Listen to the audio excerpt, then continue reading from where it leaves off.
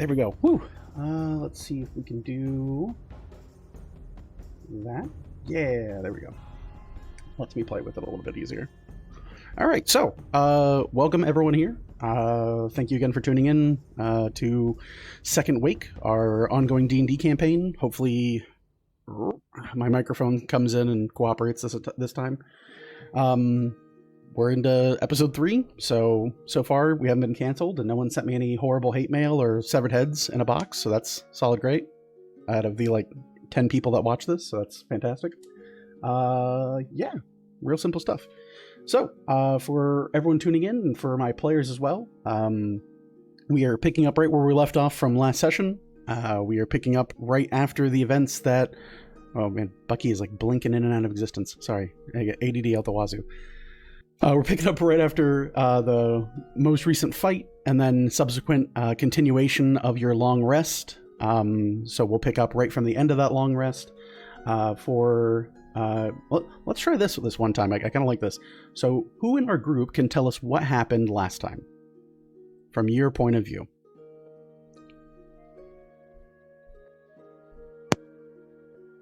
No volunteers then? Now JJ's muted too. She's like, no, not doing it. She doesn't want in on this. So last time we continued our protection of the delightful Mr. whatever his name was, Lamont, coming to a stop at a rest place and meeting a very good cook, actually. Very good cook who we almost got killed later. Whose name I can't find in my notes right now. I believe it was Haka. Haka. So yes, Haka cooked us dinner. We set up our usual watches, and shit was going down in the shadows of beyond. Scouting that didn't lead to one person's death, which is great. No face plants either.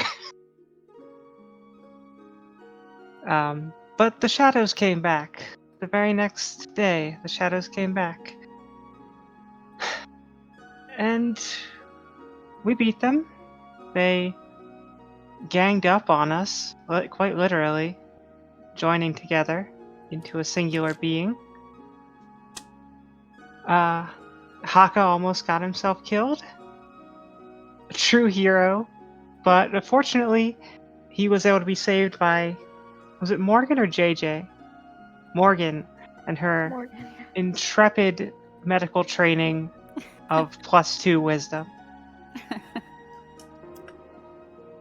And so we had further discussion with Mr. Lamont, learning how little he knows and how big this could be and how much we may or may not want to be involved in it. More or less, that's the long and short of it. You all are less than a day's journey now away from your target, being Grim Village to the north, to complete your selected task of transporting and protecting Mr. Lamont to his destination at Grim Village, along with his cargo. He's a little worse for the wear as it is, as he has recently fallen onto a bit of unfortunate stuff. That being a bit of harassment and shaking down for information. You get over it eventually. But as well, you all are headed to Grim Village for your secondary mission, which is Lamont's task was, of course, to more or less fund your expedition as Weaver's Chosen and make kind of worth of the trip. But primarily, you are, again, concerned with a different purpose, being told that Trenton Quas was going to be somewhere in the village and has an item for delivery that has been bought and paid for your good lady, for Lady Tristina Galanti. This item is the real mission for you all to prove yourselves on, and everything here, as far as for Mr. Lamont, is just a day job and keeping face for what she was made aware of. You all on your journey, of course, have now learned and discovered, or otherwise pieced together, is a better way to say it, that Mr. Lamont has not been completely forthright on his intentions and what was actually needing 6 Weavers chosen to guard and protect this this item or these groupings of items. You're not quite sure. To that, you all complete a long rest. You guys can recover your hit points to full, recover any spells you might have lost, except for Velithil, who took, I think you got a long rest before the fight, right? Yes, so I would be just able to complete a short rest now? Yeah, if you'd like to. Okay. But everyone else, you regain all your spells, full hit points, recover a point of exhaustion. I don't think anyone has one. Recover half your hit dice if you've spent any. And I think that's about the long and short of it. Any other abilities, etc., etc. I think Colt gets, like, Action Surge, but I think that might be by short rest anyway, so who knows. Yeah. I don't know how to play D&D. I just run this stuff for funsies, and it's all ridiculous and nonsense. None of it makes sense. I'm just going to wear my highly overpriced t-shirt and laugh about it. All right. So, with that, you guys awaken early into the morning. You can still feel the soft, kind of trailing cold bridge down from the north to your position. I think I'm spiking a little bit. Let me turn that down.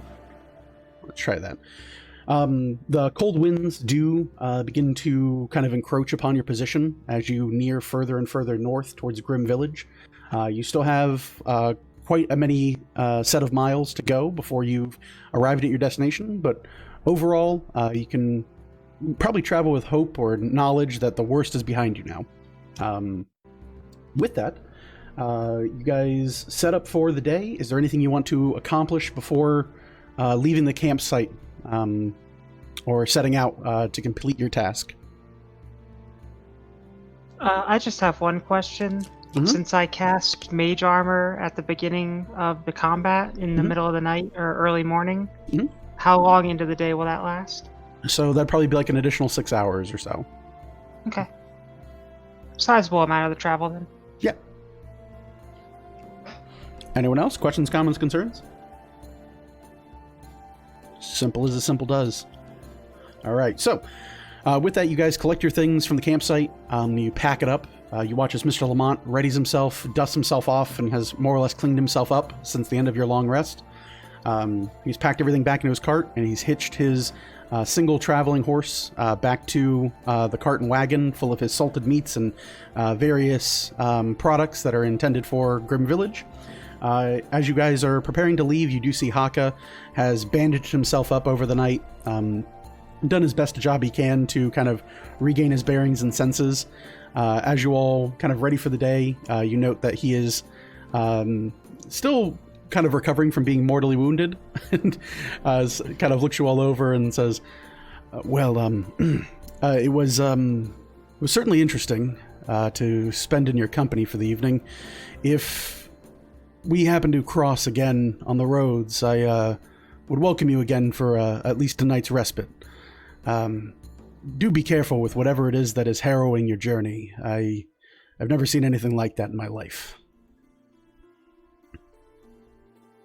Thank you. Well, Haka. you fared well. Up until that last part. I think I like to think I got a couple good licks in. But truly, your hospitality and of course saving my life. I owe you a debt of gratitude, but in the same way, there is something biting at the back of me that, it's that nagging voice that says I kind of blame you, but, we'll leave it at that. Hurts to laugh. So then, farewell on your journeys, my friends. And he kind of goes and he stood to address you all, and he very much kind of looks with a forced smile. You can see there's a lot of pain on the various wounds and cuts he suffered, as well as almost being engulfed by one of these creatures. And after he kind of addresses you and you guys kind of turn to kind of head out, the few more perceptive of the group, you hear the kind of cluttering thud as he sits right back down, and he's like, yeah, we're just going to take a rest here. We'll leave a little later. And he starts kind of like working to prep himself and actually try to like eat for the morning instead of just a ration or something of that sort. As you guys prepare to wheel out, are you guys taking your same marching order with kind of surrounding the cart and Colt in the front? I'm okay with that. I think so. Yep, Sounds yeah, good. same order. Sounds good. All right. So, following with Mr. Lamont and Colt in the front, you guys begin making your journey further northward. This 3-day-long journey has definitely had its ups, downs, and encounters of varying degrees of insanity at this point. But all good things must come to an end, right? With that, you all travel for a few hours as you begin to pass through the actual clearing and make way further north to Grim Village. As you come to the northern edge of Hunter's Reach, you can again see the large river that cuts through the land become closer and closer to your on-way position. You can hear various mutterings and rumblings from the road echoing out from the landscape. You can hear that there were other probably more fortunate campsites that weren't too distant from where you had stayed. As the hours pass, you do see fellow travelers on the road, mostly people that are beginning their expedition southward, and you can feel for a moment that their business seems to be that of being a fair weather traveler. The more northward you head, you begin to feel the biting cold and very much the chill of the northern winds begin to blow across your party. In doing so, Colt Honeycutt, if you could, please make me a perception check. Okay. That's going to be an 11. An 11. All right. You keep your eyes out and eyes straight forward. The remainder of your group being vigilant of the east and west of your sides. Let's see here. For Orville, you definitely note the river cracks and breaks against the rocks as if it twists through the plains area itself. Before too long, as another hour or so passes, Colt, you and Lamont come into view of what appears to be a large, very wide stone bridge heading northward. You can see that it is flanked on either side by 2 large flagpoles, and you can see just past it kind of a formation of what you'd assume to be storm clouds further north from it. It does appear that the boundary past this bridge has some type of dark clouds that hang overhead in the northern region. But you do see it up ahead, roughly about 5 or so miles from you. You can make out just the large and kind of heavy structure of this bridge.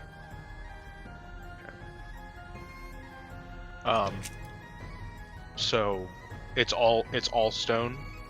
Yeah, it looks like a large kind of heavy-set stone bridge that allows folks like yourself who are traveling from the south to reach the northern Grim Village by crossing the large river that runs through the land. I think I can actually click that, and we can zoom in on that. So you guys are beginning to pass through kind of more heavy, dense brush. So you're like right on the outskirts of it as you begin to head towards the bridge itself. I don't think it's anything I'd be indifferent to it. Sure. I don't think I'd. Not truly out of the ordinary. So you all continue traveling for a little under about half an hour or so. You begin to come into more of a heavy, densely populated tree coverage. You can hear the creak and break of the wagon as it kind of, with its impromptu repairs, groan against the lands as it turns from plains to well-traveled forest road. The sun begins to dip behind the heavy tree coverage as you continue to move closer and closer to the stone bridge in the distance. Before long, you all find yourselves directly in front of the large bridge. It is kind of extended out and built in a way that would prevent local wildlife from just happening upon it, but still smooth enough for carts, wagons, and other wayward travelers to cross it without issue. As you guys do approach the bridge, you see 3 different groups of individuals that seem to be sporadically placed along the confines of the bridge.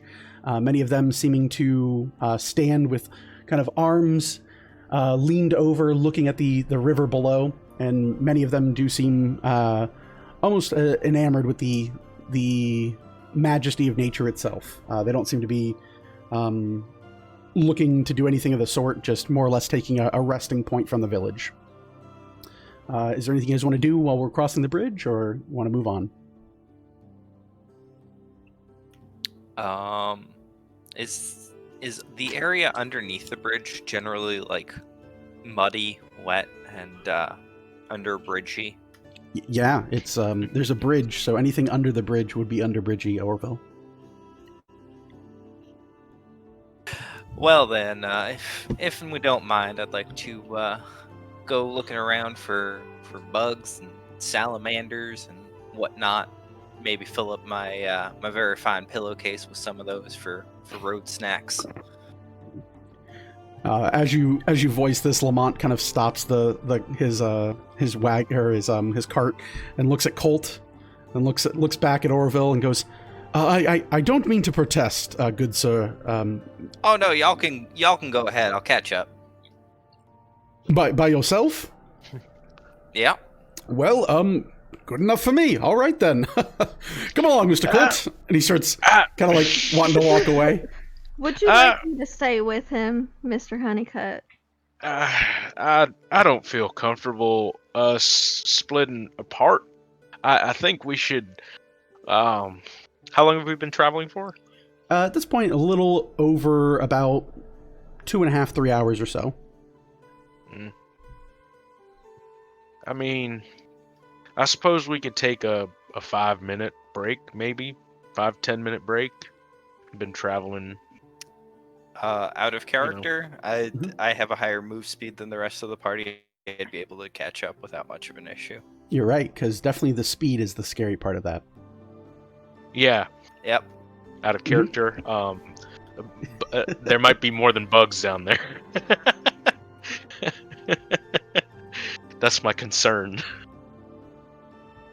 What? He's just gonna pay the troll toll. Don't worry about it. Yeah. He's gonna make use of that pillowcase he bought. It's like, I'm gonna find a use for this pillowcase. I suppose I leave it up to the group if y'all wanna stop or just let Orville do his thing on the underside of a bridge, whatever he's gonna do down there. Yeah, I mean, frankly, I personally like to stay, but I think we should all decide as a group. What do y'all think? I definitely don't think we should be splitting up. I think it's fairly obvious with all the troubles that we've had, we should not make any unnecessary stops and really continue on to our destination. I think Bell's got a point. Let's keep this all moving. Yeah, I'll tell you what, Orville. After we deliver this and get those old hag ladies off our back, we'll take a stop and get you some bugs. That'd be The nice thing wonderful. about Thank you, bugs sir. is they're everywhere. All right. Well, Mr. Lamont, I guess we will go ahead and continue.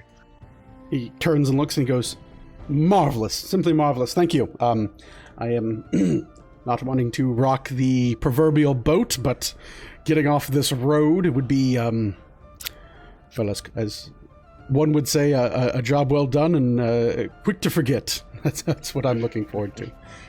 All right, then. And he kind of goes and he begins kind of walking away. The rest of you kind of fall in line and begin to make your way through the stone rumblings of the bridge itself. You begin to hear the wood of your cart kind of clack and the hooves of your horse echo out as you all begin to move forward. You note that the groups that are on the bridge are primarily collections of what appear to be families, different folks that seem to be of the northern village that are more or less taking the southern road to just escape the cold and get a little bit further south before winter fully hits in the area.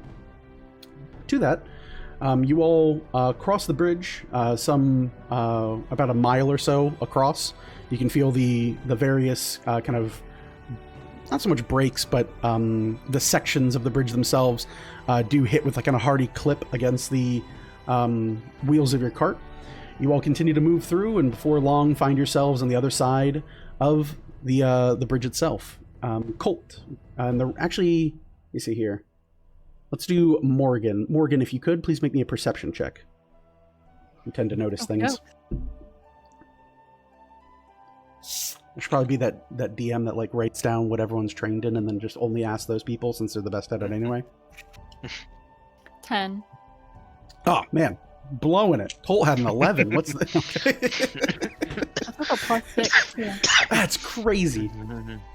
Well, fair enough. Thankfully, it's not hard to see. Morgan, as you kind of cross the bridge, you all come into view of these dark clouds that begin to hang further and further from the area.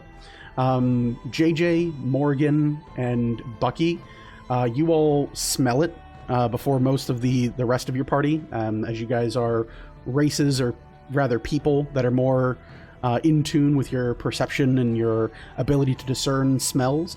It smells as if there's burning wood and definitely a fire from up ahead.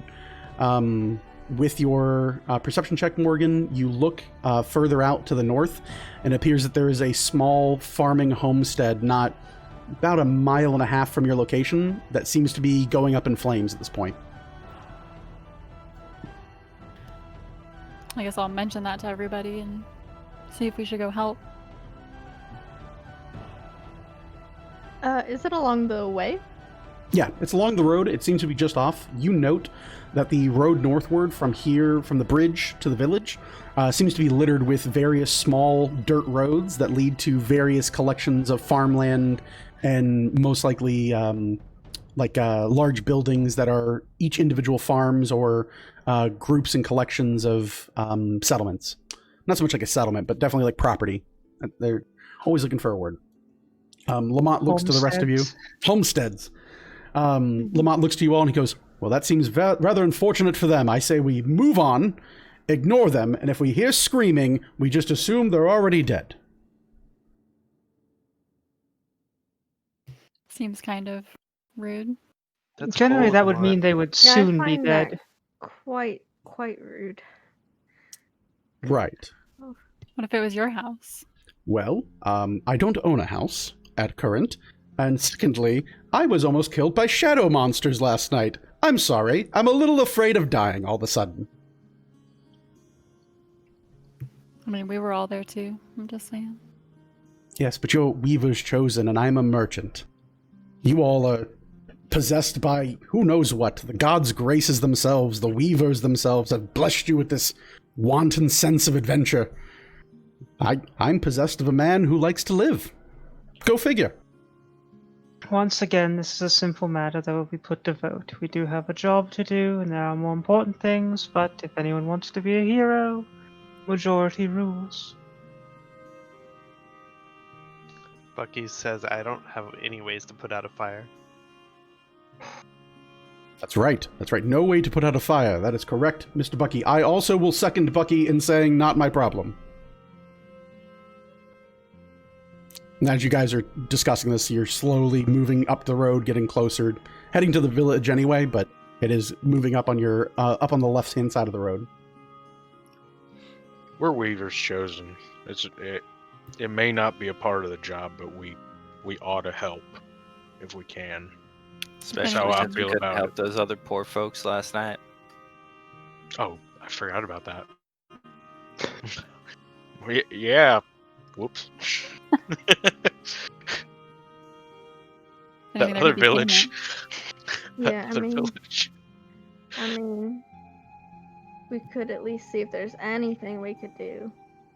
It doesn't have Even to if the actually fire be can- outside or put out the fire.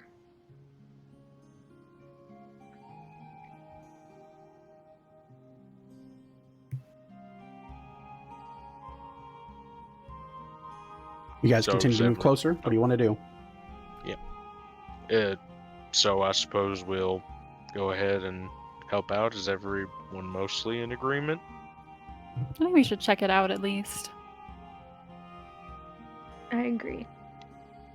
All right. I agree. There we are. So, keeping with agreement, the majority of you kind of keep an eye out up to the left-hand side of the road. You all continue your normal travel with a little bit more kick in your step to advance and get closer to this property. You look, and just off the main road, not more than probably 200 feet or so, you can see a dirt path that leads into an open homestead. There is about a waist-high fence, mostly just to keep out regular folks and things of that sort. There seems to be a large farmhouse that is currently crackling with fire. There doesn't seem to be anyone standing outside, and you can see a collection of small silos that stand on the property. that hang to the further back reach of the farmland itself. There are heavy-set and kind of small roped-off pittons that denote the various crops fields.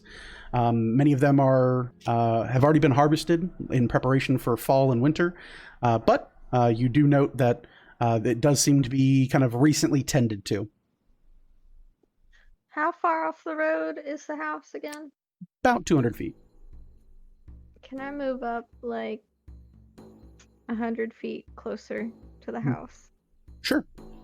And point a hand towards the house. Mm-hmm. Say, is anyone in there? Does anyone need help? I'm gonna cast message. Okay. Let's see here. You point your finger toward a creature within range and whisper a message. Okay. And it can go through 3 feet of wood. It's a wood house. All right. So you point in that direction. Go ahead and roll me a D100. We'll see how targeted we can get it. 53. 53. Let me see here. All right. So you kind of cast out, and you ask, is anyone in there? Is there anything? Anyone needing help? You hear kind of a shuddering groan, and you hear, help me. I'll shout back to the group that there's at least one person, and I'll cast message again and try and say, how many are you close to the door? How many people are there? You get that through. Let's make their check. You again hear kind of gasping, wheezing sounds. You hear, I'm pinned on the second floor. The bookshelf fell over on me. I'm alone. Help.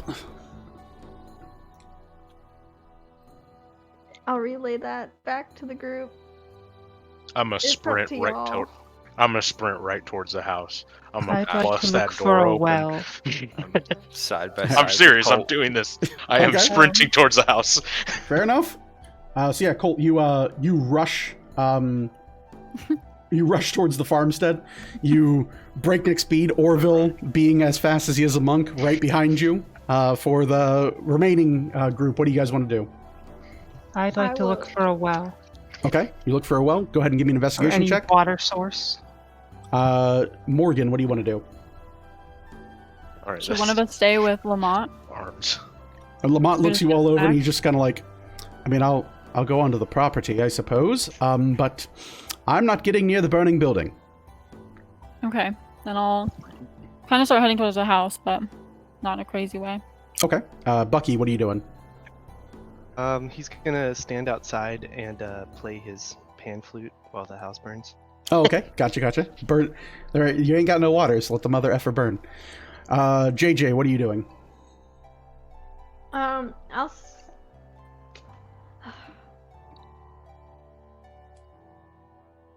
I am going to inspire Colt Two. to hopefully save this man. Please save this man. Save this man. So yeah, you're gonna get a D6 of inspiration die. Yeah. No. Yeah. All right. But I'm So gonna you- kind of linger in between the house and Lamont. for Okay. now. What do we get for investigation, Vel? 13. 13. You look across the property, and from what you can see on the front, there doesn't quite appear to be a well or any type of water source. However, with your investigation, you do note the crops themselves are still damp and moist. Most likely they have some form of irrigation. So there's water in the ground around the house.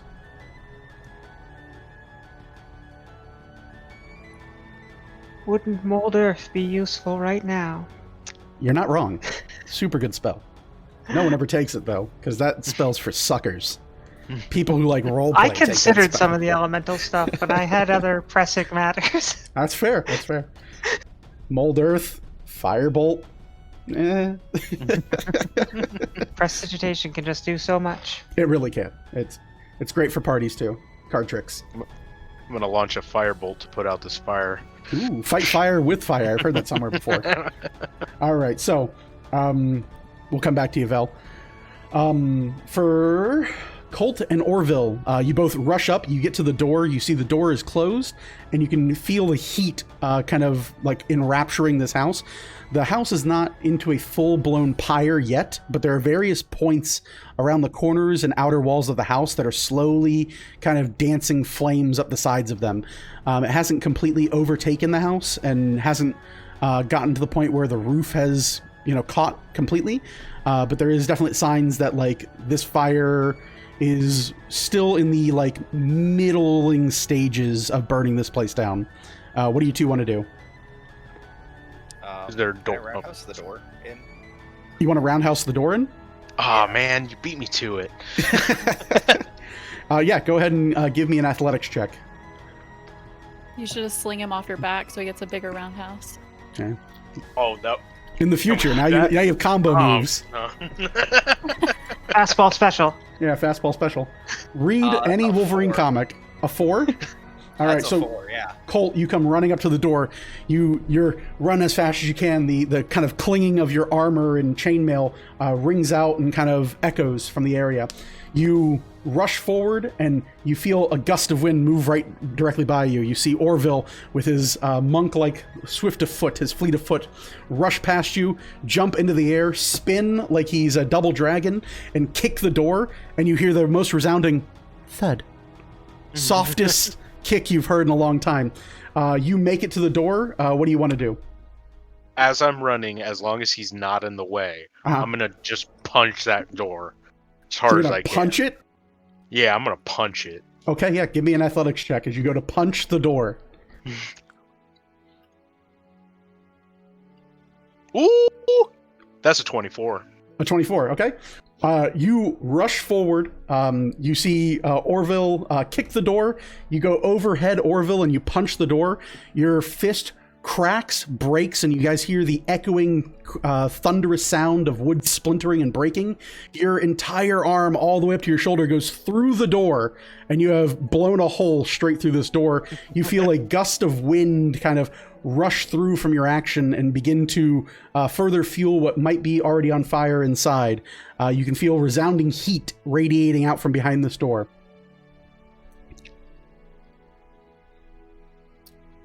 What do you want to do? Try want the me- handle.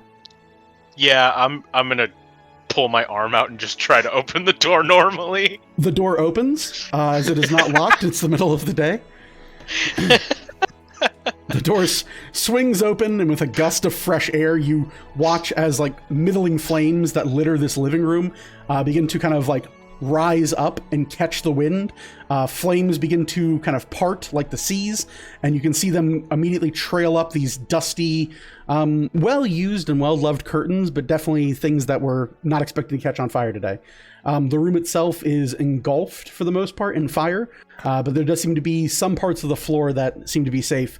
You can see from your initial view the large kind of living room space, many of the small furniture and chairs already getting covered in bits of fire. You then also look further in. You can see a large kitchen as smoke is kind of pouring out from various nooks and crannies of the home itself. I need Orville and Colt roll me a perception check.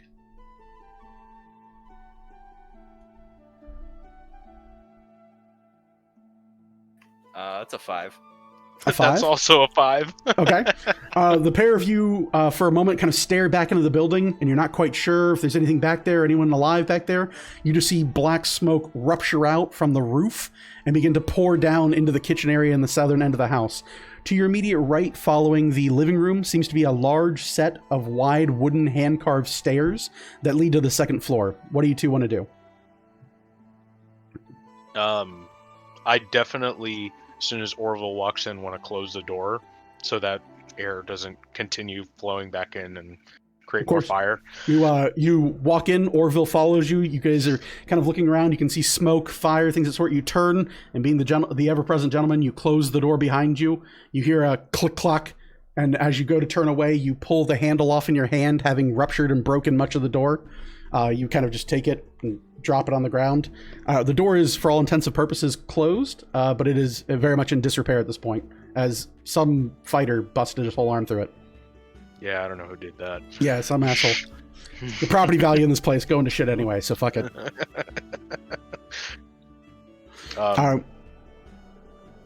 I was just gonna say I'll head up the stairs. Okay. Orville, what are you doing? I'll follow suit. Also head up the stairs. Okay, the pair of you begin to head up the stairs. I need both of you guys to make me Constitution saving throws.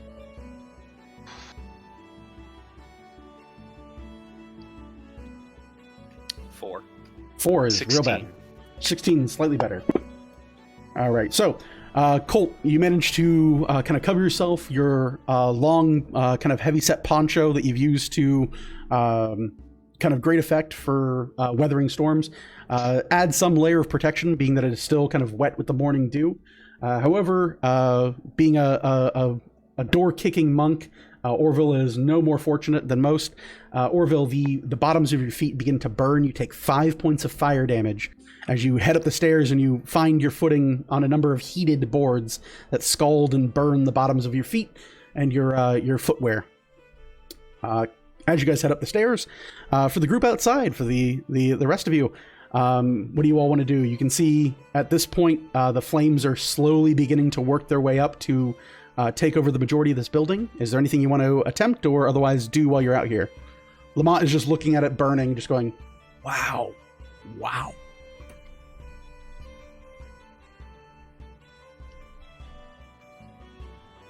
Bucky will say a little prayer Okay. for some rain. You're just like, if only I knew the rain dance.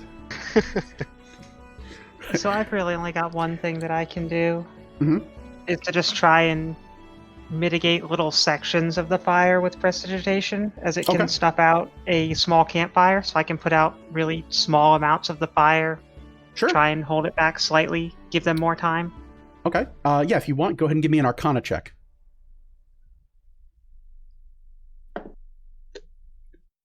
15? 15? All right.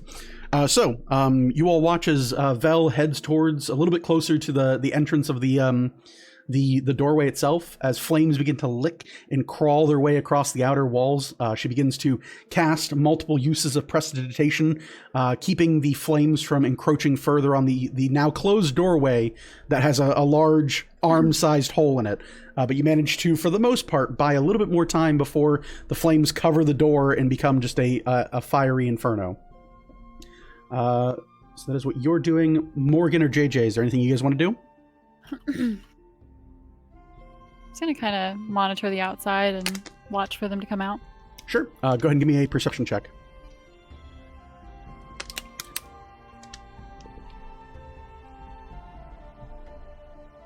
That's a 15. A 15. Okay. You keep your eyes peeled, and for the moment, you can still hear the kind of groaning and burning and crackling sounds of the farmhouse itself burning. Oh, by the way, let me fix my. I completely forgot to do this. 1 second here. Boop, boop. There we go. We had to make sure we fixed it. That way, we have actually on fire for your DM. With that, JJ, is there anything you want to do?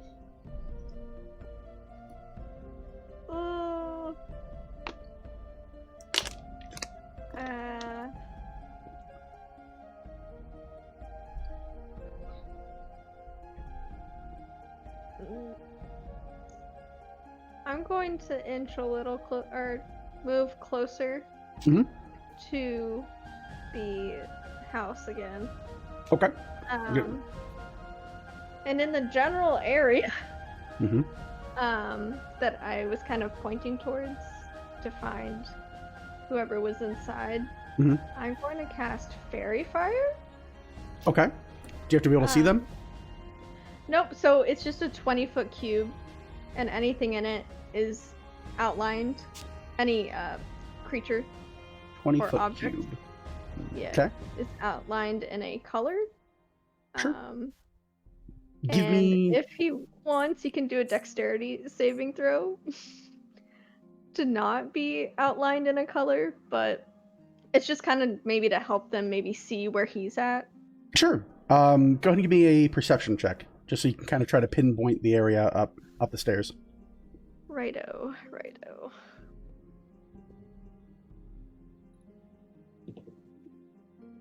7.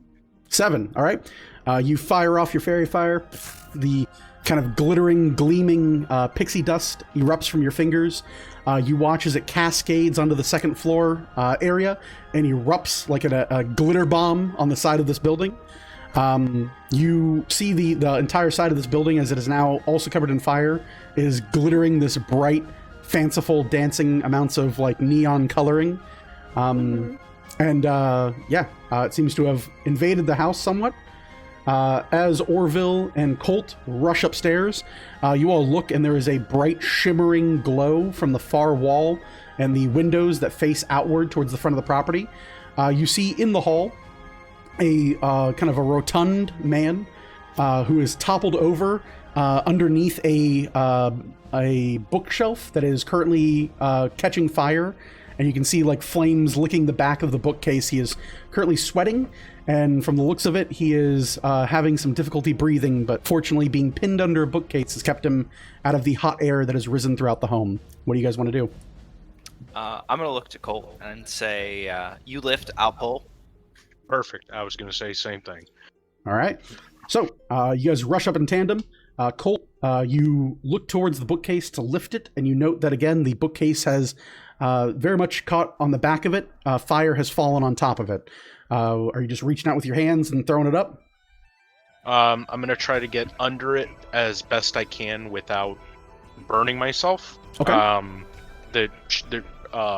imagine I can kind of like just forklift it without getting fire on my hands, right? Yeah, we're going straight deadlift mode. Okay. So you reach down under near the man. You heft up for the bookcase. Go ahead and give me an athletics check.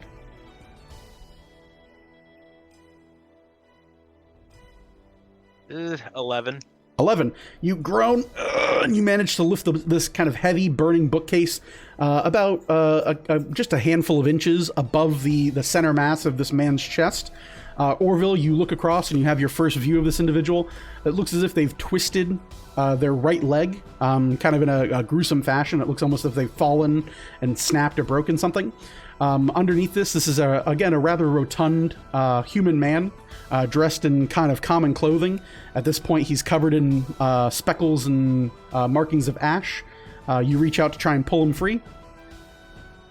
Yep. I'm going to try and like hook under his armpits and just give him a good old tug. All right, give me an athletics check. That's a 12. A 12? Okay. You grab him underneath the armpits and you start pulling your small goblin body. For a moment, you lose your footing. You start to feel your feet kind of slide underneath you, as this is a much heavier creature that you're attempting to kind of find a point of fulcrum to get him to move free of the floor. But with heavy set groans, the pair of you do manage to slide this individual free of the bookcase. Colt, you groan and strain and drop the bookcase where the man once laid. The flames kind of wash over the top of it and begin to catch the books on the other side on fire. But you now have this man free. He is groaning and coughing at this point. What do you do? He ain't able to walk. Do we want to get him out a window, or we want to drag him downstairs? Let's try to... Oh, sorry. That's all right. You look him over, and definitely his right leg is twisted and swollen. It looks as if he suffered a terrible fall of some kind, and at this point, the swelling has set in. Yeah, I don't think we should throw him out of a window. Downstairs it is. Yeah. All right. All right, so... What are you guys going to do? Oh, yeah, we'll just, I guess, I don't know if the staircase would be wide enough for both of us, so I'll kind of just, like, lift his arms up a little bit while Orville's kind of, like, supporting him, I guess? I don't know. Okay. Do you want me to support the leg? Are either of you trained in insight or in medicine? I'm trained in insight. You're trained in insight? Being a rather insightful person that you are as a goblin, sure. You realize that you're probably going to want to do a team carry You make your way towards the kind of middle parts of his knees, and you tell Colt to grab the shoulders, and you guys are going to have to kind of carry him like a wheelbarrow out of this house. Me being shorter, should I throw his legs over my shoulders? Sure. Probably seems smart. You huff one leg over it. There's a moment where I'm sure terrible fan art can be made, but we assure you this is for life-saving measures only as you get between his legs. The pair of you heft him up. And what is your strength, Colt, and what is your strength, Orville? 7. Okay. 18. Okay. So the pair of you see struggling as very much Orville uses the strength of his own spine to hold these legs up on his shoulders, and he kind of wraps them up almost like a monkey pose, and he starts moving as best he can with the heft of this guy's mighty thighs. Colt, you easily enough pull him into your chest, and the pair of you begin to work your way down the staircase like Weekend at Bernie's. The man groans and grumbles, and as you continue to move down, further down the stairs, I need you both make me Constitution saving throws again.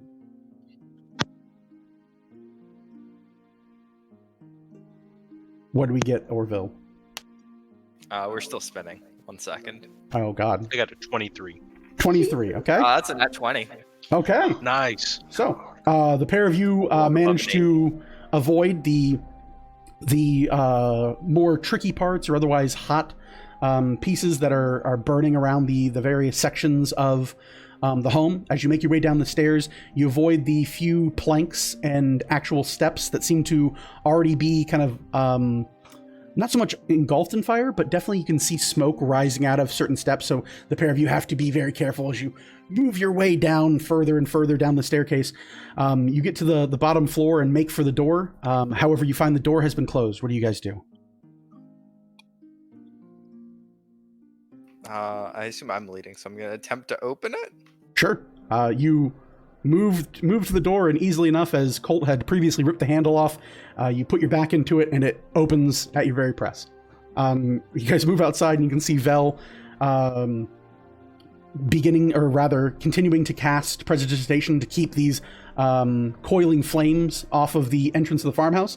The pair of you escape covered in a bit of soot and ash from the various burning bits of wood, but you guys arrive outside. The man coughs, still intermingling, I should say, between consciousness and unconsciousness. But to that, you guys arrive back outside, a little bit worse for wear, but overall safe.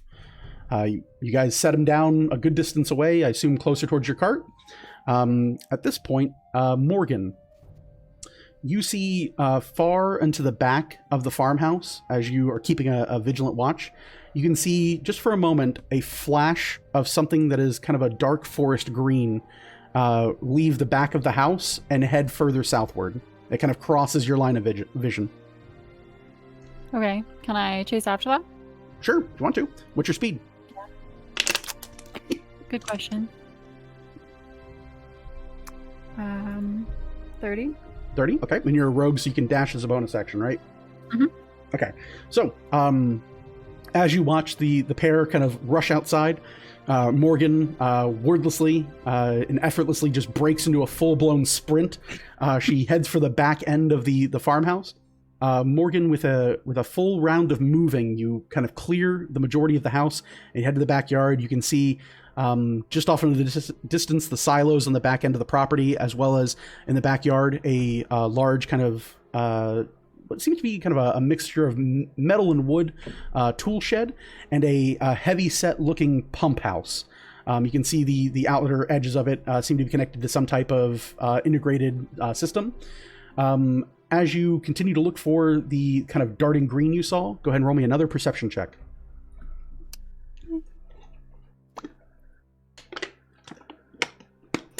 25. 25. You look, and at this point, about 150 feet from you, heading southward, you see this heavy-set green cloak and a individual that is currently running at a kind of a breakneck speed, almost about what you'd assume to be about as fast as you can run, making their way further southward towards the silos. They're currently, at this point, as you catch sight of them again, they're currently hopping over the kind of guarding fence on the back end of the farmhouse itself. Okay. I don't know if I necessarily want to run off from the group completely. Shoot, I don't know what to do. It's up to you. No wrong answers. It's D&D. Everything's I know, a just good what I answer want. until you die.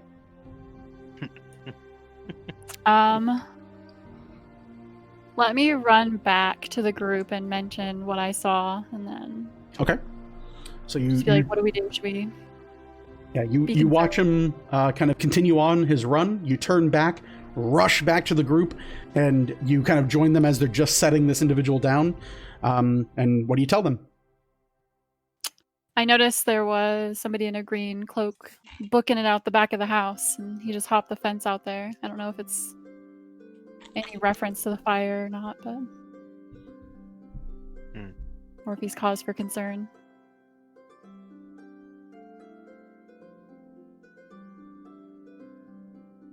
Should we Well. investigate? Whatever we decide to do, we should not leave our charge unattended. Lamont looks you all over and he goes, that is correct, yes. Your charge. As annoying as he is, that's what I was thinking too. Yeah. Yeah. I mean, we got this guy out, it looks like. I mean, he may be able to tell us who that was. Is he conscious at the moment? He's currently in between. He's kind of coughing and like wheezing in a sense. He's definitely hasn't passed out yet, but you can tell that he's kind of glossy-eyed, to say the least. These farmlands appear to have some sort of irrigation system. We may be able to quell the fire if we can find its housing. Can I start like tracing or do you see the irrigation system? Is it like hosing or pipes or something, or is... Here's the question. Morgan, do you tell them you saw the pump house? Oh, I'm sorry. I mean, It's as simple as that. yeah, sure. Yeah. I guess. Screw these people. I don't know. Something with it. Let it burn. Morgan tells you that she saw the pump house. Colt, you leave the individual with the group in your charge. Is anyone else going with Colt to the pump house? I'll go with him. All right, Belethil goes. Yep. Anyone Bucky else? goes too. Bucky goes too. All right. So the three of you make way to the south end of the property where Morgan described the pump house. You see this large kind of columned building that seems to connect a large kind of not so much mechanical, but very rudimentary kind of cranked pump to the side of it. For the three of you, are any of the three of you trained in Tinker's tools? No. No? All right. No. All right. So you all look over the strange-looking farmhand device.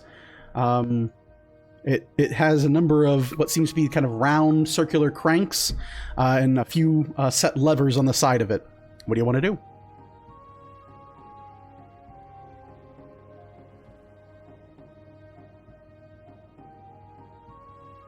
Could I do an investigation or a history to try and figure out if I might be able to figure this out? All right. Yeah, go ahead and give me a history check. We'll see if you've read about farmlands and irrigations. 10. 10. You look it over. This while you know how to irrigate crops, use buckets, waters, etc. You have a kind of a base knowledge of farming. Something that is this kind of close to the upper crust of technology at the time is not something that you've been trained in. You know that some configuration of these cranks and levers will result in feeding more water from the underground reservoir to the actual lands itself. But what those combinations are, you're not 100% sure. I relay that information to Bucky and Cole. If you want to play with this, I'm not sure how it works. Not to be... what race was the gentleman that's on... He seems like a rotund man. You're not trained in medicine. Are you trained in nature?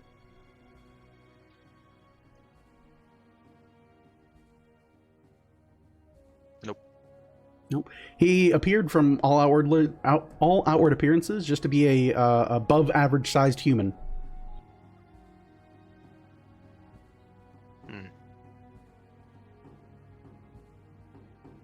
I guess I could ask that. Is anyone in the group trained in nature?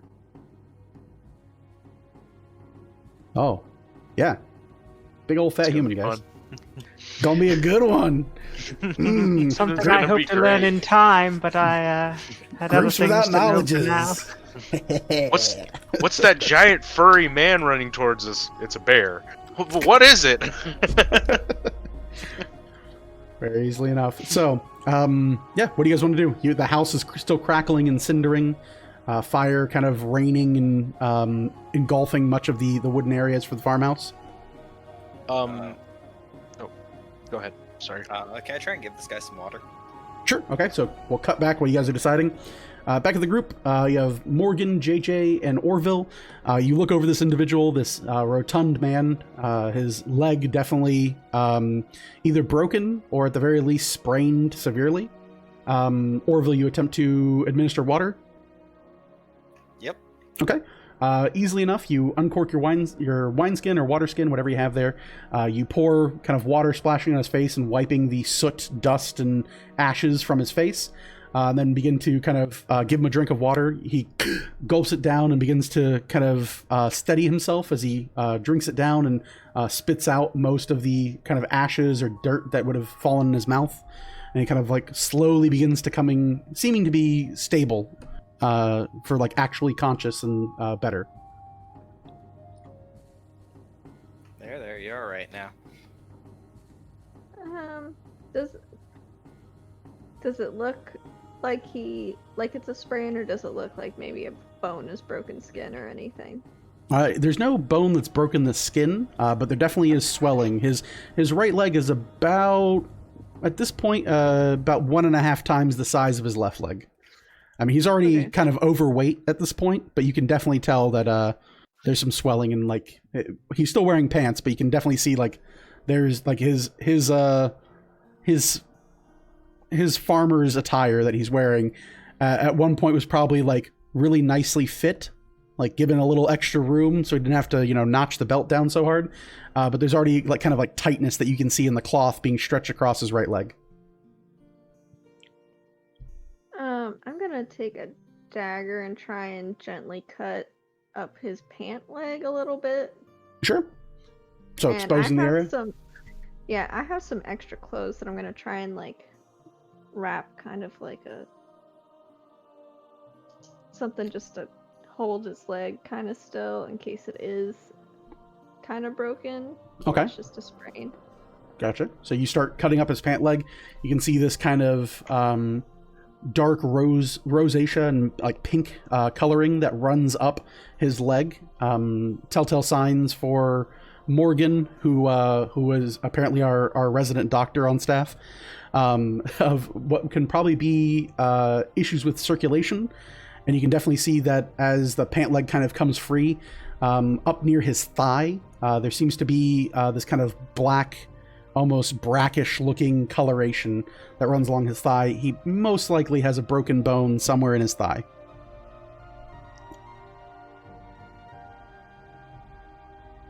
What do you do? I mean, Well, that don't look good. Should I fix it?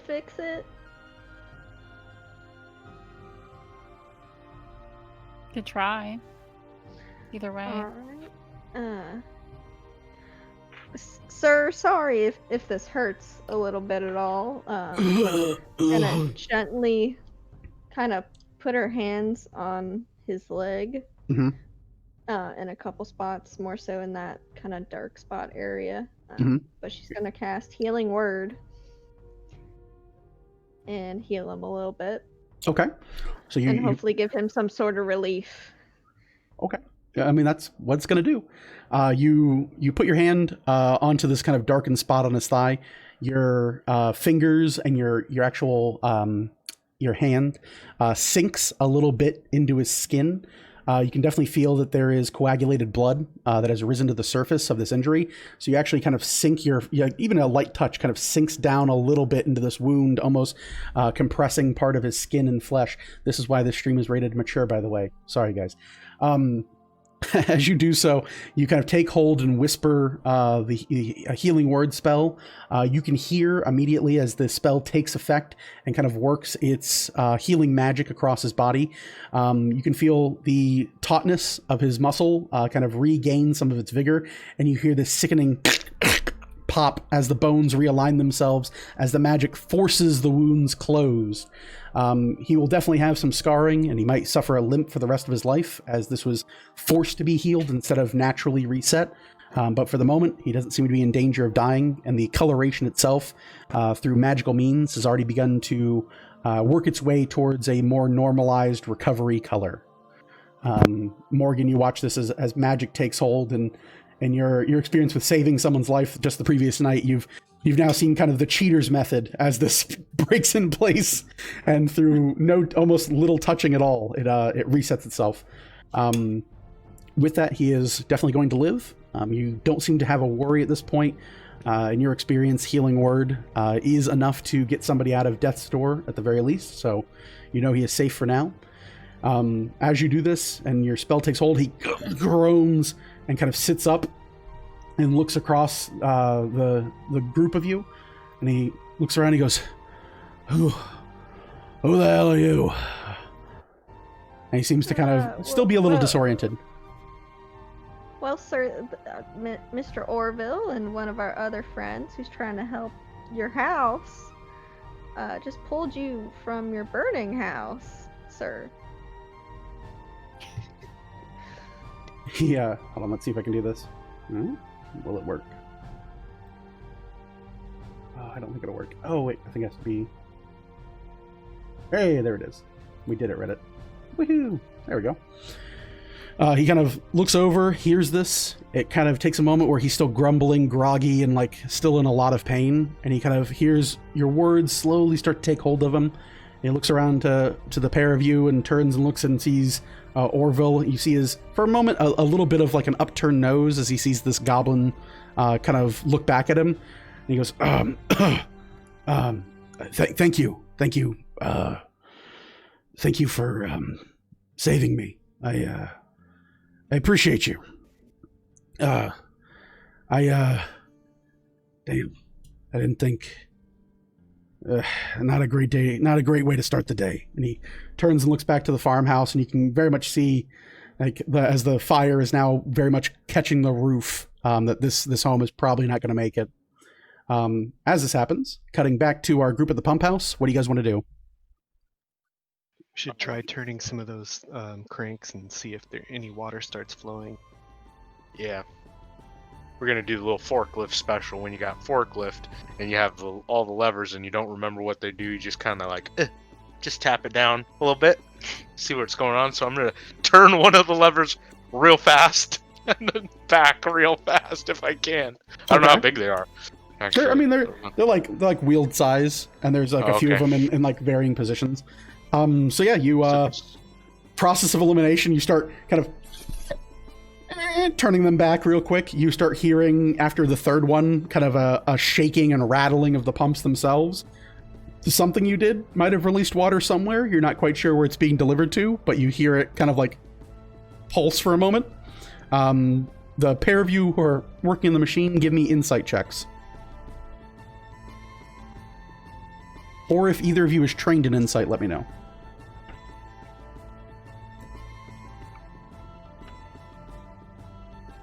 I got a 9. A 9, okay. And Colt? I got an 8. Okay, and neither of you are trained in insight? No. Okay, Vel, are you trained in insight? No. No? Okay. So you watch the boys start playing with cranks and things of that sort.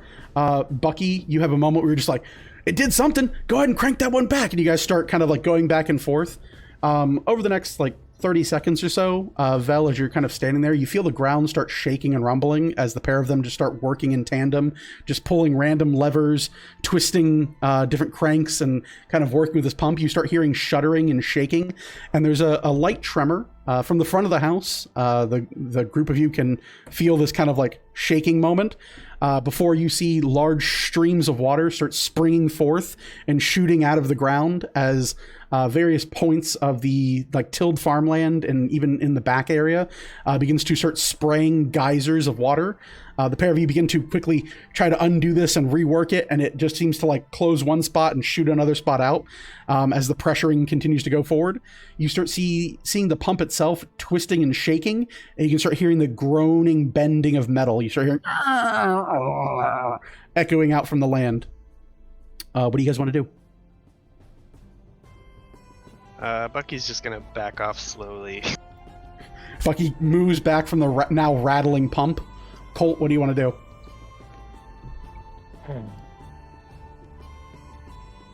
All right. Would I know righty tighty, lefty loosey? I mean,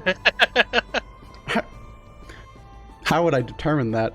Are you a learned man? I mean, I don't know. I'm a soldier. What's your I mean, intelligence? I Is don't your know if intelligence higher than 10? Wait, fuck this. Sorry. Vel goes lefty loosey, righty tighty because I know she has good int. So Yeah. the wizard definitely has good int.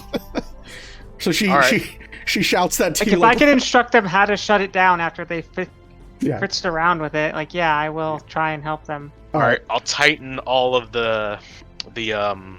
The cranks. Okay, so you kind of move the various levers back into their places. You start kind of turning the valves as best you can. Two of the valves seem to be very, very heavy, and as you try to push them, they don't seem to want to as easily move as they opened the first time. Go ahead and give me an athletics check to see if you can shut them closed through the force of water. 19. What? 19. 19, okay. Gritting your teeth and kind of digging deep, you shoulder under and push up and start to slowly pull the two final cranks down. You guys watch as these large geysers of water begin to shake and rumble and slowly begin to peter out into kind of just draining out the system. The machine itself looks kind of a little bit more engorged than when you started, and it definitely seems that this piece of early set technology has created some type of pressure in the system. What that means for you guys, who knows? But you've definitely flooded the surrounding area of the house. At the very least, you know that whatever you've accomplished here, as water begins to trail itself over the feet of your friends in the front yard, and over the kind of the back end of this individual you've saved, you can be rest assured that at the very least, only the farmhouse is going to burn down, and the surrounding area won't catch fire. You've Good enough for me. Yeah, you've quenched the area, so to speak. Yeah, we meant to do this. This was intentional. Intentional. Completely intentional. Completely. All right. Let's Another job well done. got it in one. All right, so let's switch this over. Boop. There we go. And back to here. There we go. So you watch as the fire takes most of the building. You can hear the hissing and kind of steam forming on the outside as water kind of overtakes the ground level parts of the building. At this point, you're pretty rest assured that there's probably no saving this building with what you have available.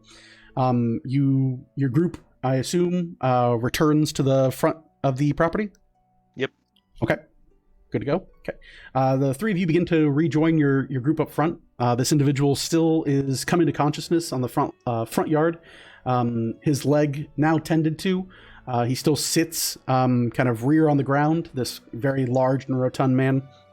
And he looks you all over, and he kind of very much has, at this point, tried his best to not blame you for his bad day, so to speak. You can definitely get the sense of this individual as doing his best to not like lash out and just be angry and upset and cursing. But he kind of looks you all over and he goes, honestly, I don't know what I'd have done if you all didn't come by for me. Please, if there's nothing I can offer you here, but at the very least, would you allow me, perhaps to say I owe you a debt of gratitude at the very least? Certainly. I think that's fine, sir. Are you gonna be okay out here? He looks around and he begins to kind of like flexate his right ankle and his foot kind of like wiggling back and forth. He's like, well, I can definitely feel my toes, so, thank the heavens for that. He goes and slowly begins to kind of lean forward and try to like put some weight on his legs, and he stands up. He does get to his feet easily enough thanks to your healing word. In doing so, he presents as about 6'2" or so, a rather large and very heavy-set man. He looks around the group of you. He goes, I honestly can't thank you enough. I truly do owe you all my lives. Who are you? What do I owe you? Are you with the city guard or the watch committee? No, sir. We're Weaver's Chosen, sir. Weaver's Chosen. And he like sits and think. You can see like definitely thinking at the name as the face of an individual who definitely should know what that means, but is still kind of like baffled at it. He goes, well, you guys are a little far from the South Direwood.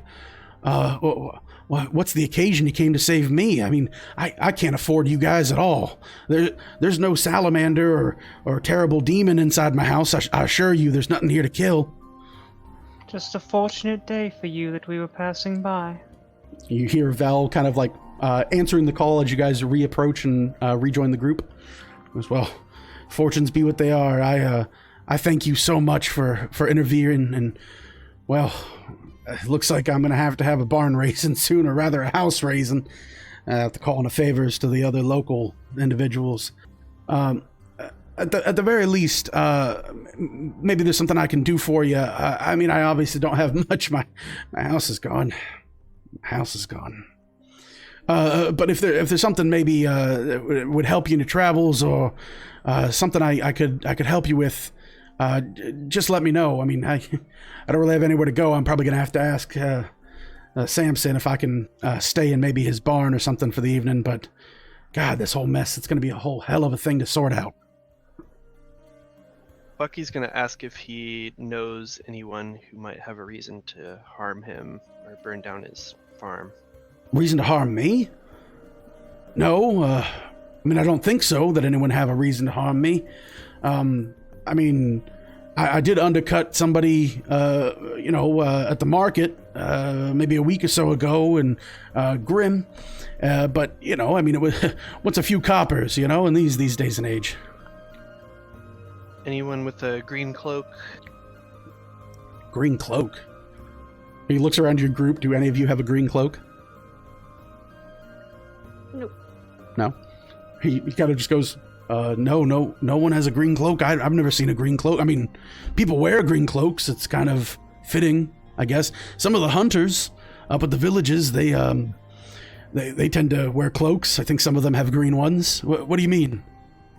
Well, our friend here saw someone with a green cloak running away from your homestead not too long before we pulled you out of that fire. Oh, man. Did you catch him or see anything else? And he looks around the group for anything you guys may be able to know or tell him. No, he got away.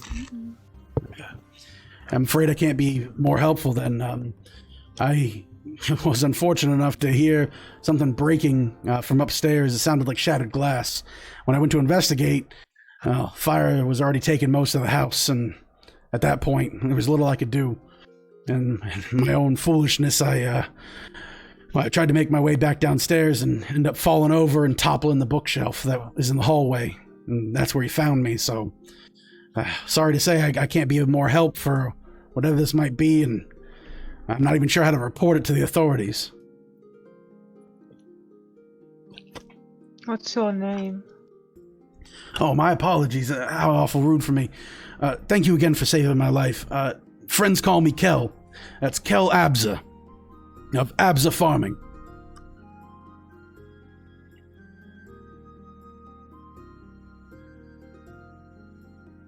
Well, Mr. Absa, I would suggest that you inform the local militia that someone, as that is what seems to have happened, did commit this arson against you. And hopefully a watch can be placed around when you're ready to rebuild. But you should be on guard. someone came after you for some reason. Yeah, who knows at this point? I can't even imagine someone coming after me for anything. I ain't wrong nobody. Well, I'll still take your advice. You all, if you all who you say you are, then your advice is worth more than all the gold in these lands. Thank you. He looks over and he kind of like gives like a small kind of like nod and looks to JJ and goes, "Thank you for fixing my leg. I do appreciate it. And whoever pulled me out of the house, I thank you so much. I honestly don't know where to start with myself at this point." It was Mr. Orville and Mr. Honeycutt, sir. Those two were your true heroes, sir. I couldn't fix anything if they didn't pull you out of there. Oh, well, yes. And he turns and he looks to Lamont. He goes, "Well, Mr. Honeycutt, I do thank you so very much for your help with that. And Orville, who's and he points at like the satyr, and he goes, "Oh, well, rare to be saved by a satyr, but thank you all the same, Mr. Orville."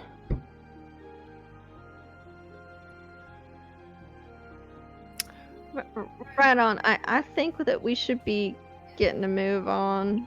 We gotta make it up to Grim Village by day's end, so. I agree. Yeah. Mr. Lamont, wrong accent. Mr. Lamont, can I have a moment with you? I just want to discuss something. You see Lamont kind of turn and look around. He goes, "Yes, of course." And he kind of like walks to you, Colt. You see Kel kind of look to the group, and he kind of like takes a few steps closer to his property, puts his hands on his hips, just kind of looks it all over as like the roof starts to cave in on itself and break apart. You can hear the splintering and crashing of wood. And he's like, "Son of a bitch. Well, get busy living, get busy dying." And he goes and kind of like walks the property and starts hobbling kind of mostly on his good leg, but you can definitely see he's not trying to put too much weight on his recently healed leg, and starts making his way towards the backyard, towards the tool shed, and kind of just taking in the damage and seeing what all kind of made it through. So he heads to the back of the area. Colt, Lamont kind of joins you in. What do you guys want to do? So I kind of want to like stand aside from the group, like a little far away, not super far away. Okay. Like lead him. So off. as you start heading that way, I'll ask instead, what do the rest of you guys want to do while Colt is isolating Lamont? I want to point out to Morgan that she might want to point out where that person that she saw running off, or at least the direction to her friend Kel here, so that the authorities might be able to pick up a trail. What was the direction? I don't know if I got one. It was to the south of the property, and they seem to be heading towards the large silos on the back end of the property. Okay, yeah. He was just heading south, and he ended up hopping the fence, heading past the silos. So you head to the back to inform Kel where the kind of the direction they went? Mm-hmm. Okay. As you start saying that, he kind of looks you over and he goes, "Oh, shit. Well, that's most of this most recent harvest that's left is in those silos. Well, I have to figure it out." And he heads over to his tool shed, and you see him kind of move forward and unlatch the shed itself. He digs through and reaches under a stone right near the door and produces a key and unlocks the shed itself, swings the door open, and he enters inside. Within a few moments, he heads back out, and you see he has a rather large crossbow and a collection of bolts at his hip. He goes, "I mean, I can't ask you to do anything else for me, but if one of yous wants to come with me, then we can go arson hunting. I mean, that's just the way of the land here." And he starts loading a bolt into the crossbow. And since you're there, Morgan, he asked you directly, so he's not really asking the group, he's asking you.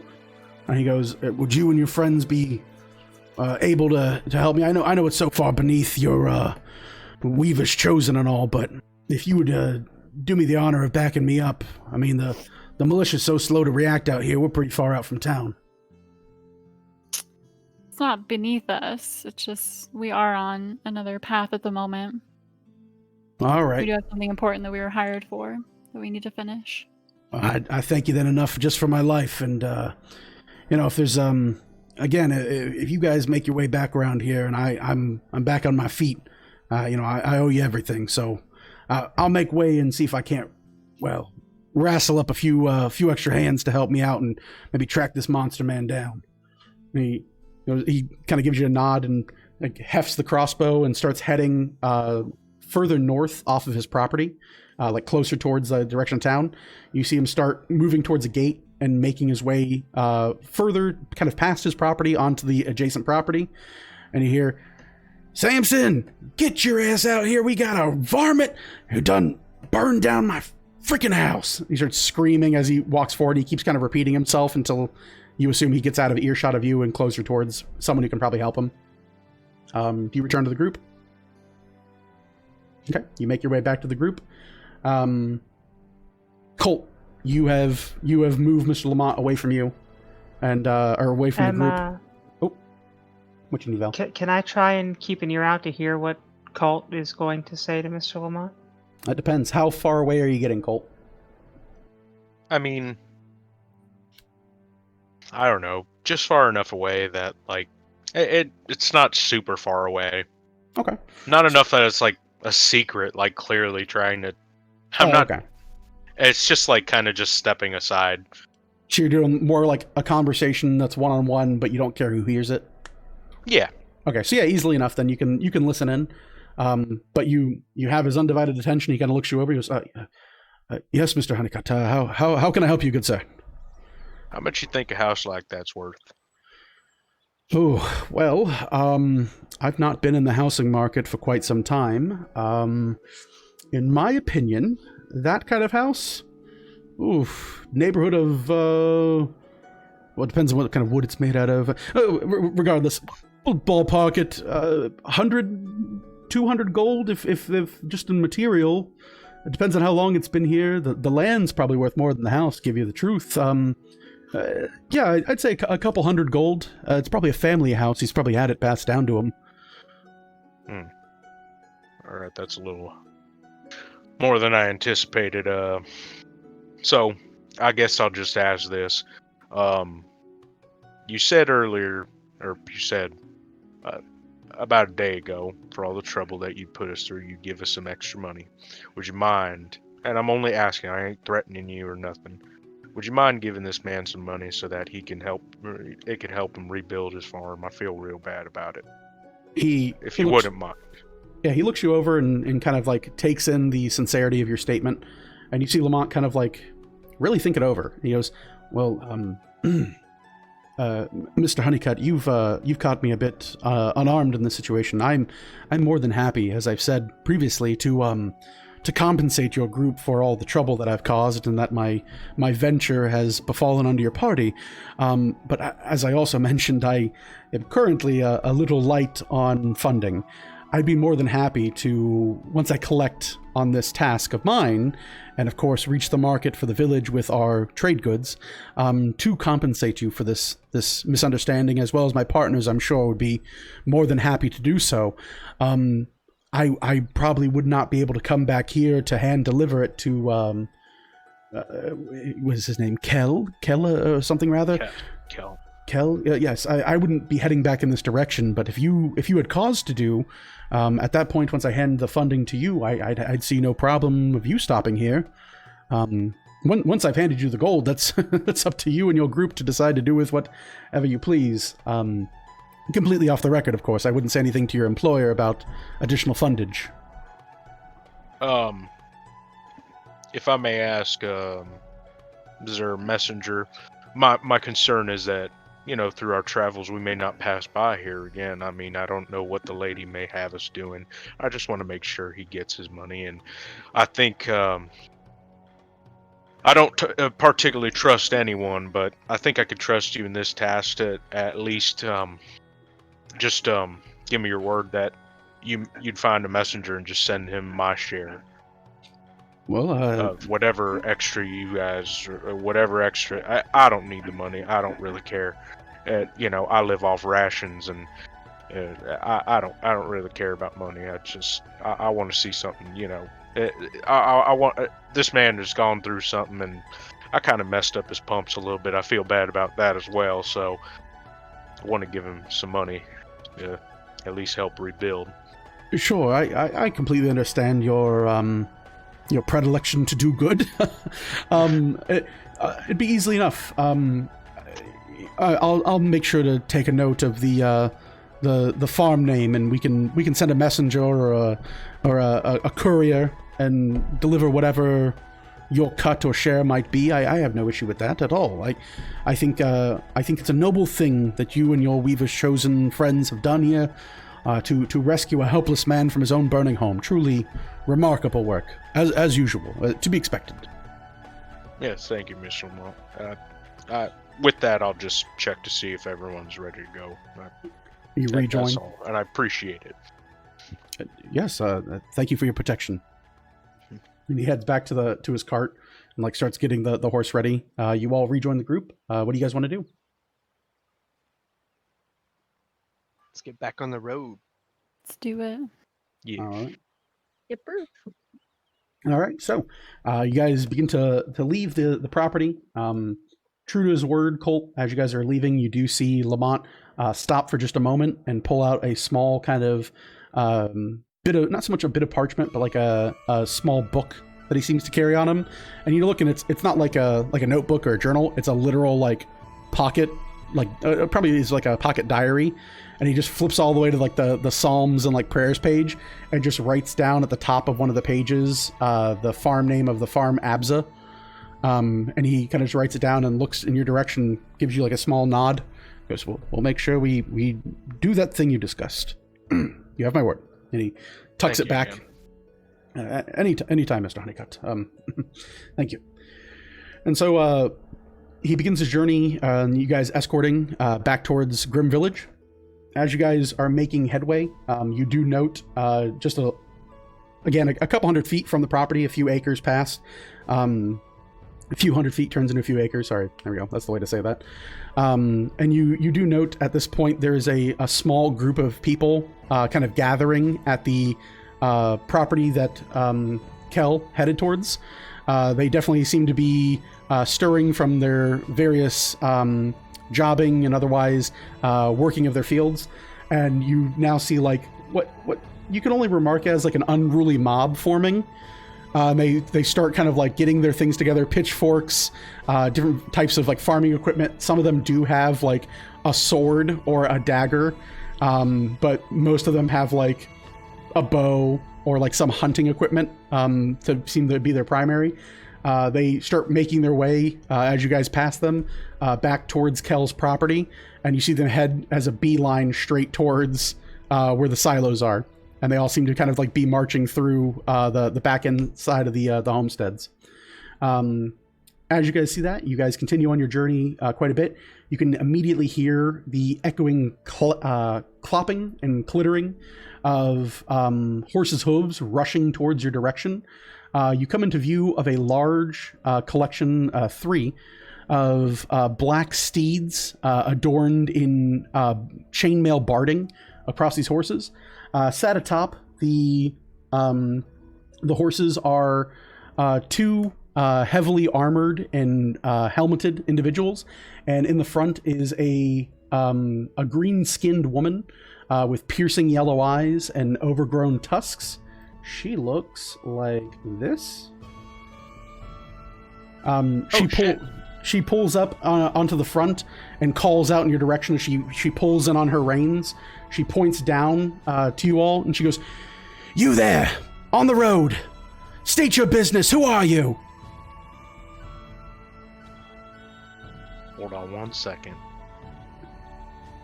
I know who this is.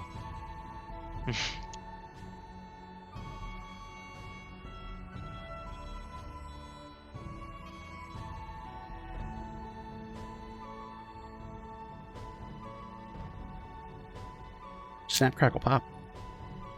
It's like neck exercises.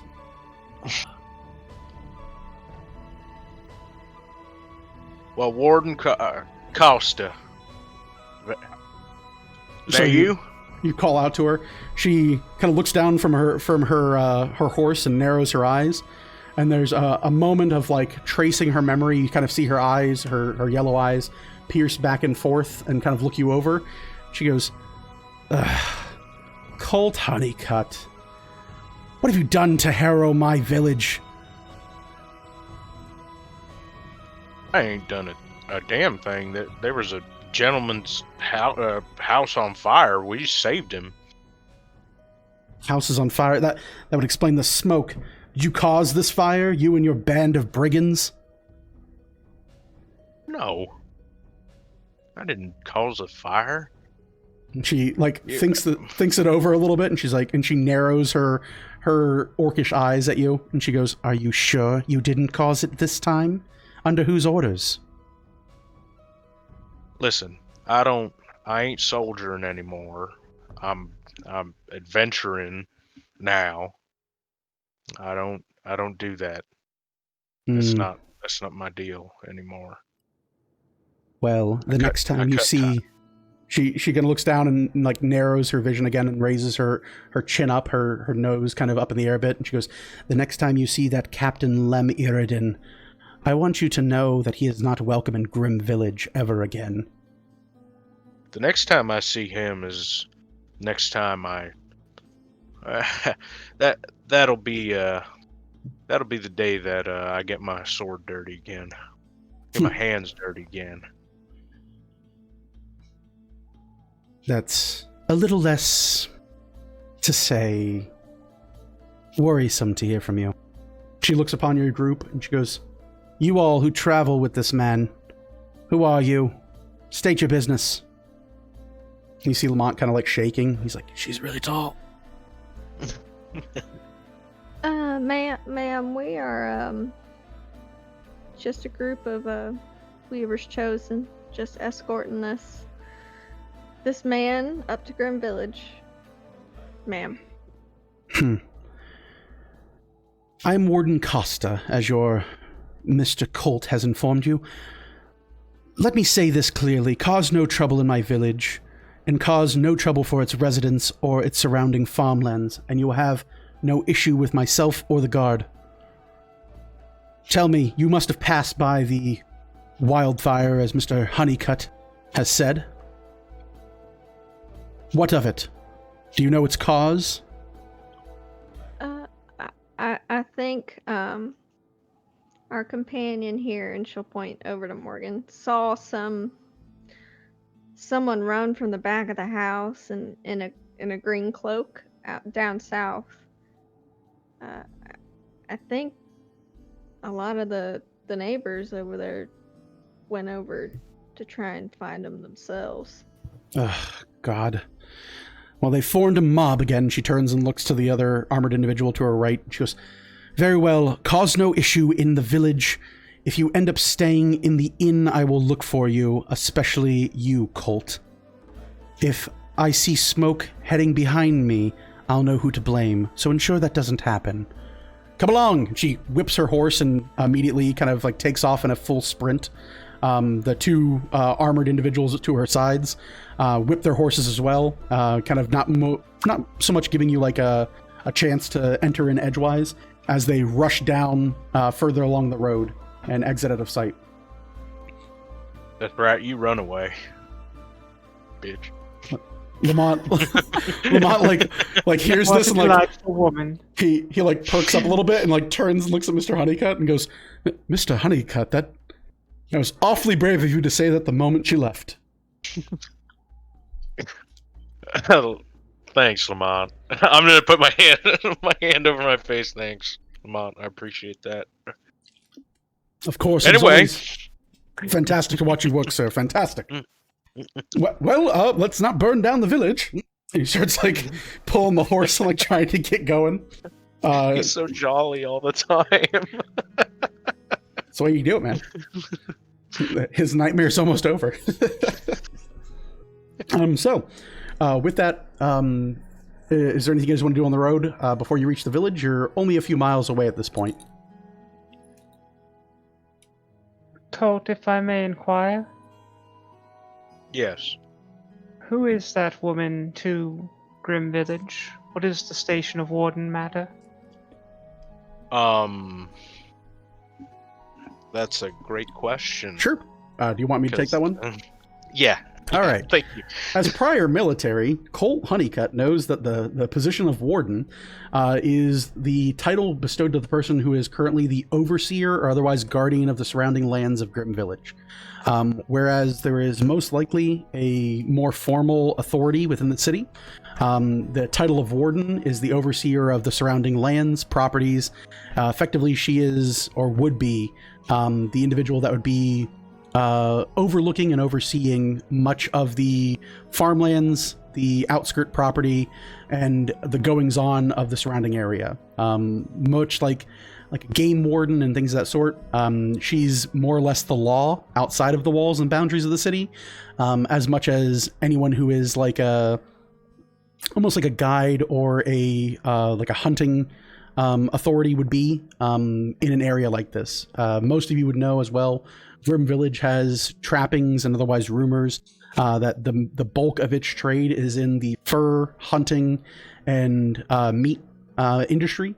Many of a lot of the meals you might have had in Direwood, a lot of the best cuts and rarer materials and foods tend to come from Grim Village, as its primary export is the materials and processes that come from hunting, and very much so hunting bigger game than just elk, deer, wolves. They actually have a number of people that reach out and actually try to hunt the bigger and better things. Many of them are kind of possessed with that sense of the thrill and the dangers of the hunt. Cool. Mm-hmm. All right. So anything you guys want to ask or anything you want to do before reaching Grim Village? Can we take a little quick break real fast? Sure, we can do that if everyone's ready for it. So for everyone watching and for the players, we're going to go ahead and take a quick break here.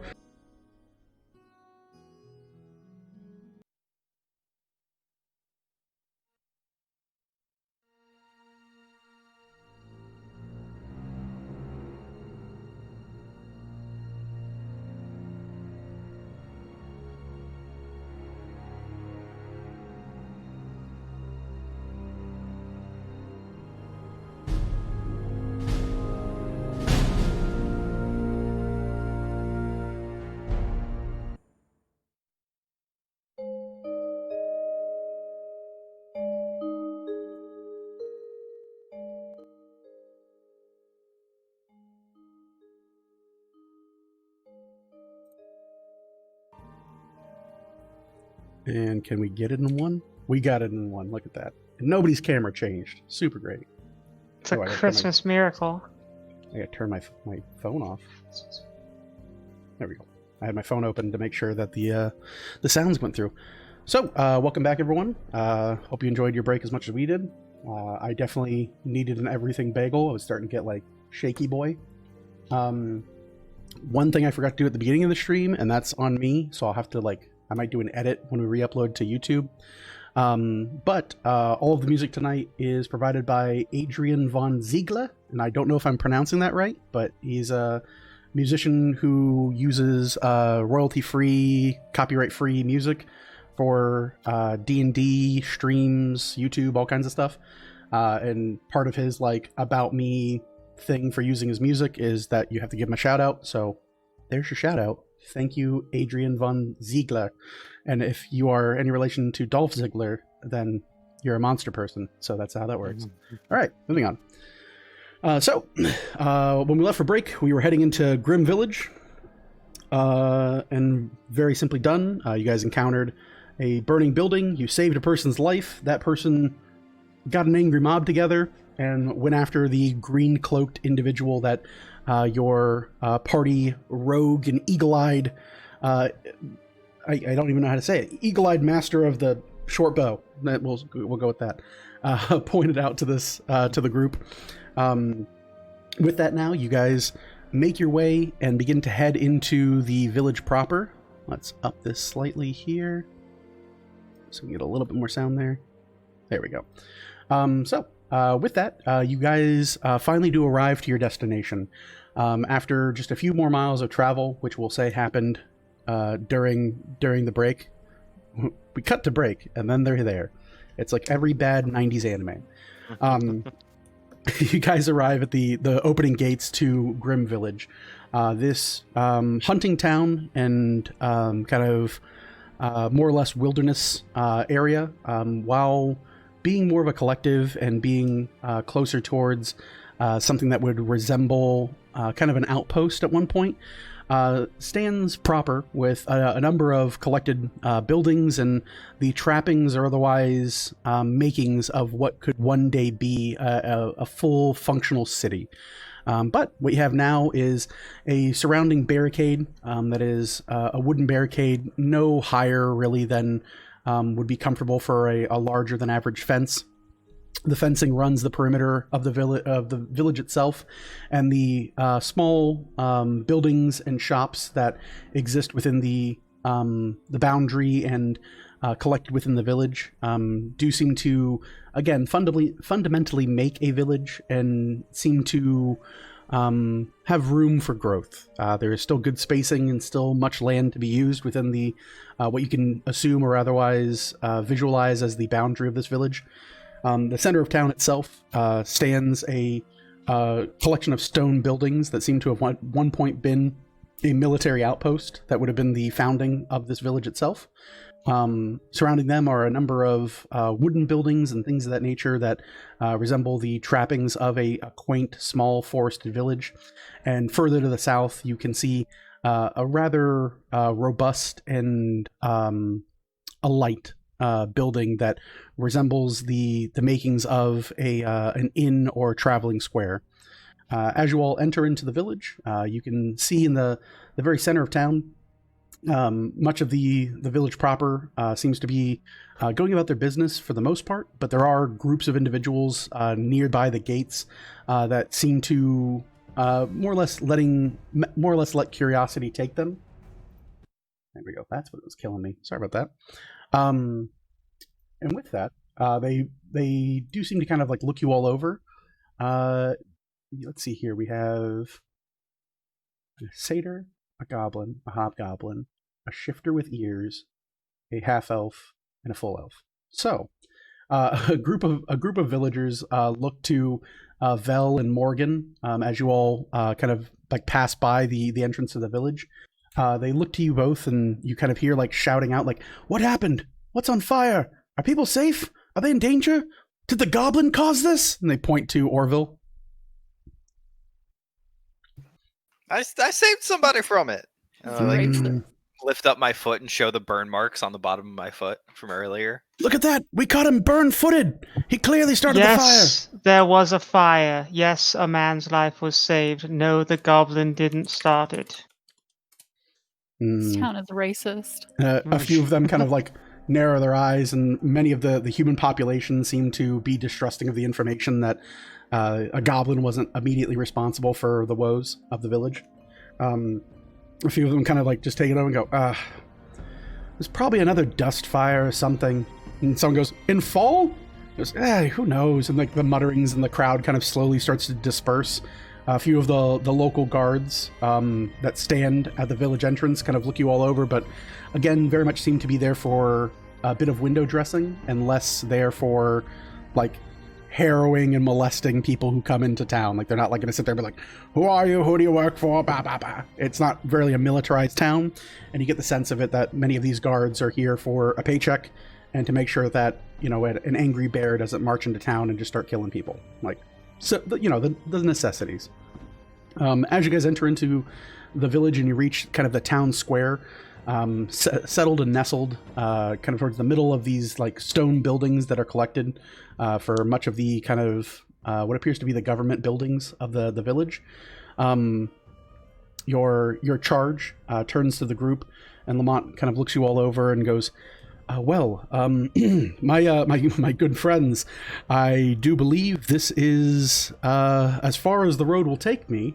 I have business to conduct in town here. I thank you as always, and your payment was delivered to your benefactor, as is our agreement. Parting is a fond farewell, but such sweet sorrow. So I will bid you adieu, and thank you ever so much for all of your help.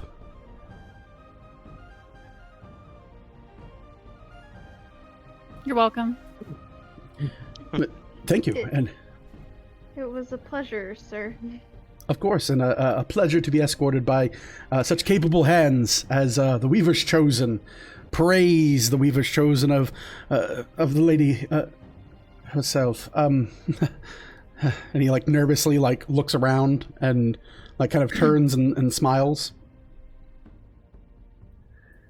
Let me see here. Yes, okay. So, with that, he kind of looks you all over. Is there anything you guys want to say before he walks off? Good luck on the next part of your adventure. I should hope so as well. If you all do meet, or rather stay the evening in the village and the inn, perhaps I will come across you and we can square up on a number of those bets we made along the road. Yes, the bets.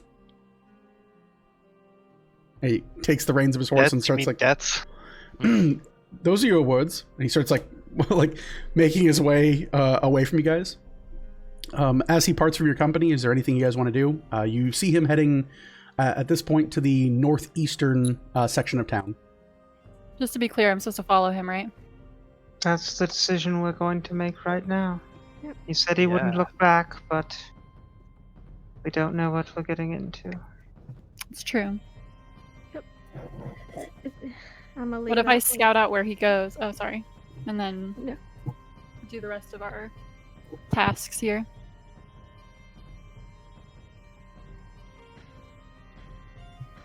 It's a decision that has I'm to be made rather curious. quickly. Yeah, I'm curious too. I mean, we're here in town at this I have a point. great desire to know who he works for. Me too. I said I can just find out where he goes and then come back. I don't have to follow him all the way, but Whatever you feel safe doing. just so we don't neglect our other task. I mean, I feel like we might have a better time finding Mr. Trenton in the morning, but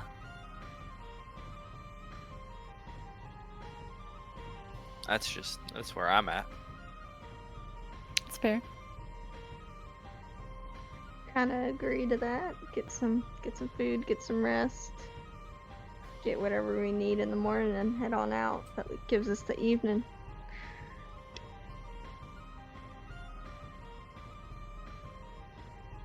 So just to be clear, are Morgan, are you following him?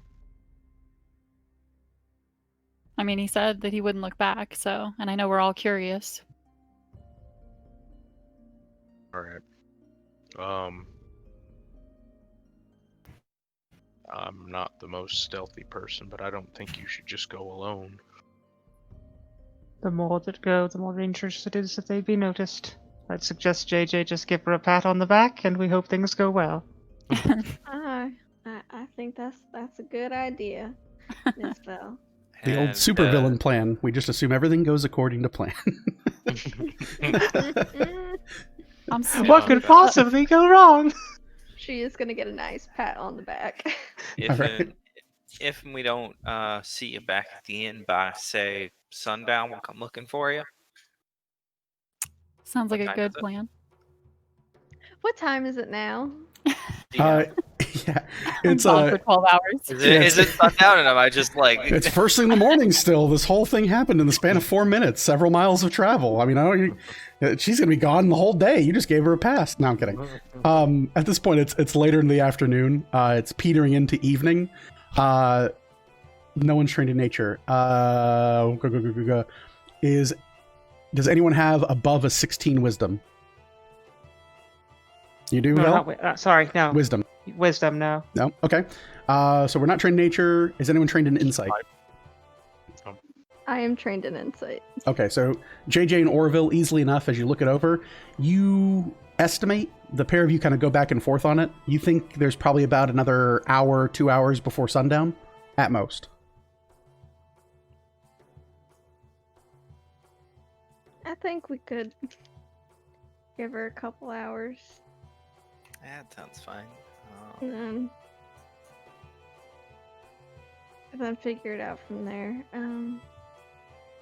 Shit, you got anything that could maybe mark some spots where you've been so we can maybe find you? You mean leave a trail of candy? I got one better for you. I'm gonna pull out a tin of my tobacco. Shit. I didn't steal this one.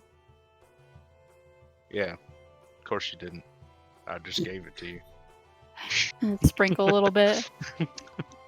You like bundle it up in your fingers. And it's still like it's like wet and sticky still. The thing he hands you is not so much like a tin or like an Altoids case. It's like the things that anchovies come in, because that's how they would have cased it. So it literally like cranks back and like turns and bends the metal and like pulls out, and it's like a wet, sticky tobacco, like fresh tobacco. All right. It's the wettest Copenhagen you'll ever have. Suppose I can use that, and if I run out. Sorry, Colt. Suppose I can use my dagger as well. Mark some spaces. What I was gonna suggest is if you have a way to light it on fire, and in the off chance that you're in trouble and you need help immediately, maybe it will see the smoke. I don't know. I doubt it, but I'll smell it for sure. Mr. Honeycutt, weren't we asked specifically not to cause any fires? Oh, that's right. Yeah. Your first instinct is fire. Seems the warden wasn't wrong. Let it burn. Well, I think if she's gonna go, she needs to go. But I think maybe we should meet over by that inn or inside that inn. Just keep your eyes open, and if things seem like they're getting dicey, break away. Sounds like a good plan. I will hopefully meet you guys back at the inn. I'm sure you will. And you have that 1d6 added to one of your rolls. So yeah. Heck yeah. And you can choose to add that after you roll, but before I tell you whether you succeed or fail. Okay. Cool. All right. So the rest of you guys kind of collect up your things, make your way, I'm assuming, towards the inn. Okay. So you head towards the northern end of town, towards the large, kind of like homely looking village, or homely looking inn and tavern that exists on the north end of town. Morgan, instead, you give it a few moments after you have your discussion with your party, and you catch kind of the tail end of Lamont's cart. You make your way after him, and you're attempting just to tail him, right? Mm-hmm. All right, so go ahead and roll stealth. It's a fat 16. Fat 16, she says. All right. So with that, you kind of blend into some of the local passing crowds. You dart, knowing full well he's not going to look behind him, but you never know who's following him already. You do your best to keep watchful eyes away from you as you kind of peel from the group. In doing so, you feel rather confident that you are unseen as you move between the large and kind of spaced out side streets and breaks in the housing.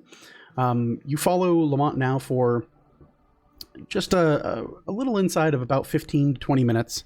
In doing so, he does occasionally stop and kind of just seem to look up into the sky, almost checking the weather or waiting. There seems to be something about what he's doing that, in your estimation, would give off, especially in your line of work, the air that he's like waiting for someone to catch up, or he's waiting for somebody to follow him. He continues to stop. He taps the front of his boot, the toe of his boot, down into the stone. He more or less just continues to find ways to become distracted or otherwise put on airs of being distracted. Before long, as it kind of rounds out into about a half an hour or so, you find him stopped outside of a selection of buildings, a pair of houses that seem to almost represent like a duplex. They are large wooden houses with a bit of like steel that seems to run along their base, and they've been kind of hammered and planted into the stone that exists on this kind of far-reaching plateau. The kind of dirt roads and well-worn trappings of the village fall away towards a little bit more of like a stone paver setup where there's actually like paved road, almost like someone would do like a driveway, or you probably don't want to do paved road on a driveway, but that's neither here nor there. Fantasyland, you would definitely do that. But you see them come to these two buildings are a good distance apart, but what makes them unique is that the trappings of their roof extend from one another. So it's almost like a sideways eye shape for the buildings. The two buildings extend up only about to a first floor and maybe an attic, but their roof itself extends over and creates an overhang that connects the two buildings. And there seems to be kind of like the setup for a stable that exists within the trappings between these two buildings. As he pulls in, you see that there is a rather not so much stately, but definitely well-dressed individual, dressed in commoner's clothes, that raises his hand, greets him, and they seem to have an exchange of words. How far away are you? Do you want to get closer to hear their conversation, or do you want to stay a good distance back and just watch the situation?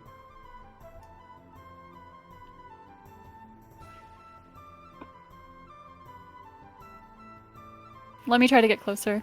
Okay, so taking the initiative, you kind of crouch down and kind of look for overhanging coverage, being that the village itself is intermittent to the edge of a large forest. There are a number of natural trees that run within the streets of the village proper. Ducking behind a few of them, you make your way closer, and go ahead and roll me another stealth check. 23. Whew. You pull a Batman, and as Jim Gordon looks to tell you about what the Joker just did, you're already gone. You duck behind a few trees, and you find yourself pressed up against the heavy oak near one of the trees closest to the property. You kind of turned a half-elven ear towards the conversation, and you overhear Lamont speaking with this individual. You hear, "Well, there wasn't any trouble on the road, was there?" You hear Lamont shakily. He's like, he looks around. He goes, I would say that the Weavers Chosen did their job splendidly. I think the partners will be rather pleased with our performance, and more specifically, we are ready to deposit this item. He goes, well, isn't that lovely? Go ahead and stow the cart for now, and go ahead and enter in. They're expecting you, Lamont. You're almost on time.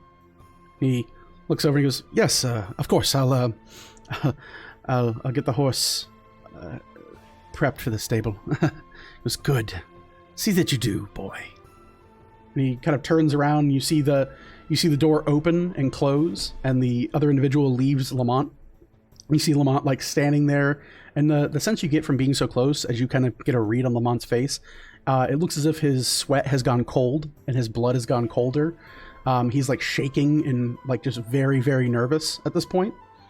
He kind of like begins to hurriedly move, like unhitch the cart from the horse, pull the reins out, pull the bit and tackle off the horse, and everything that he was kind of carrying, as well as like the bags that were sitting on the horse, off, and starts kind of like placing them around the stable.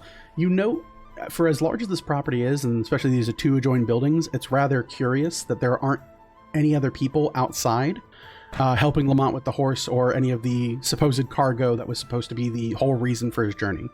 It very much feels that Lamont is being told to do these things, and it's almost strange or unnerving that there isn't another individual helping or otherwise assisting in this matter. Got it? So, with that, having finished unsaddling the horses, actually, let's pause that there. So we'll pause this scene for you. Meanwhile, in town, we like cut across town, big wide sweeping camera. For the rest of you guys head to the north end of town in the about half hour that it takes Morgan to follow after Lamont. You guys find yourselves in the far end north side of town. You see a rather large, not so much stately building, but definitely well constructed, having been made out of what appears to be like almost two stacked large farmhouses. They have about 2.5, almost three stories tall, and you can see two hanging doors that sit much like you would see in a standard saloon. But you do note that outside at this point, you see two villagers currently unhinging the two kind of easy push doors and have two heavy set doors on either side. They seem to be refitting this inn for the winter that seems to be approaching. You probably caught them like right on the tail end of preparations as they begin to turn the easy kind of saloon doors into something more formidable to keep the cold out and the warm in. As you all approach, the pair kind of look you all over and they go, "Oh, good afternoon, folks. Just a moment here. We'll get the door for you." And they slide things open and leave entrance to the inn itself. You find yourselves within the, let's see here. Yep. You find yourselves within the Fields Harvest Inn. And it is the only inn in town. With that, as you guys enter in, you do see that the first floor is very much a trappings of a tavern or kind of Western themed wilderness. You see a number of tables that line the floor, most of which don't have many people. Most are rather empty. You see that it extends into a second floor, and the majority of the second floor just seems to be rooms for rent. There are a number of smaller rooms and doorways that you can see on the first floor, but for the most part, you're not quite sure if they're for other people or even the people who are the main proprietors of the area itself. Let's see here. Yes. So, with that, you guys enter in. You see a long bar that runs south to north on the left-hand side as you enter in. You can see a rather stern-faced individual kind of look over in your direction and kind of give you a once-over as you enter in there. And you hear, "Hey, welcome, folks, to the Fields Harvest Inn. Might I help you with some rooms for the evening, or perhaps just a bit of drink and food?"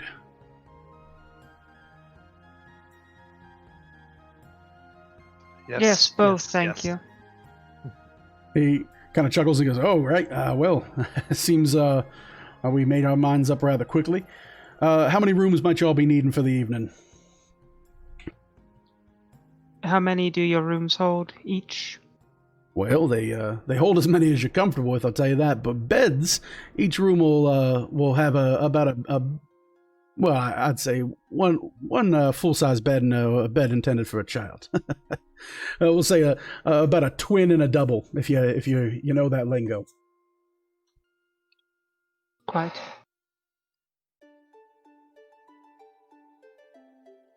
I can sleep on the floor. I really don't care.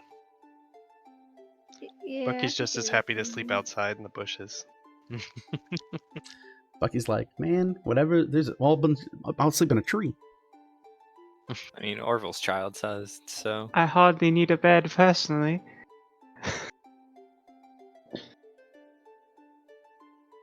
Well, Sounds like we'll just be taking one then. One room for the five of you? Oh, okay. Well, he sits there and goes, "Well, easily enough. That'll be for the evening. It'll be 5 copper coins for you." I'll pick up the tab. All right, go ahead and mark it off. And he looks you all over and heads behind, like kind of turns around, heads to a small lockbox next to him, opens it up, and you can see on the kind of top of the lid, a number of keys are hanging. He goes, "You guys don't mind being on the second floor, do you?"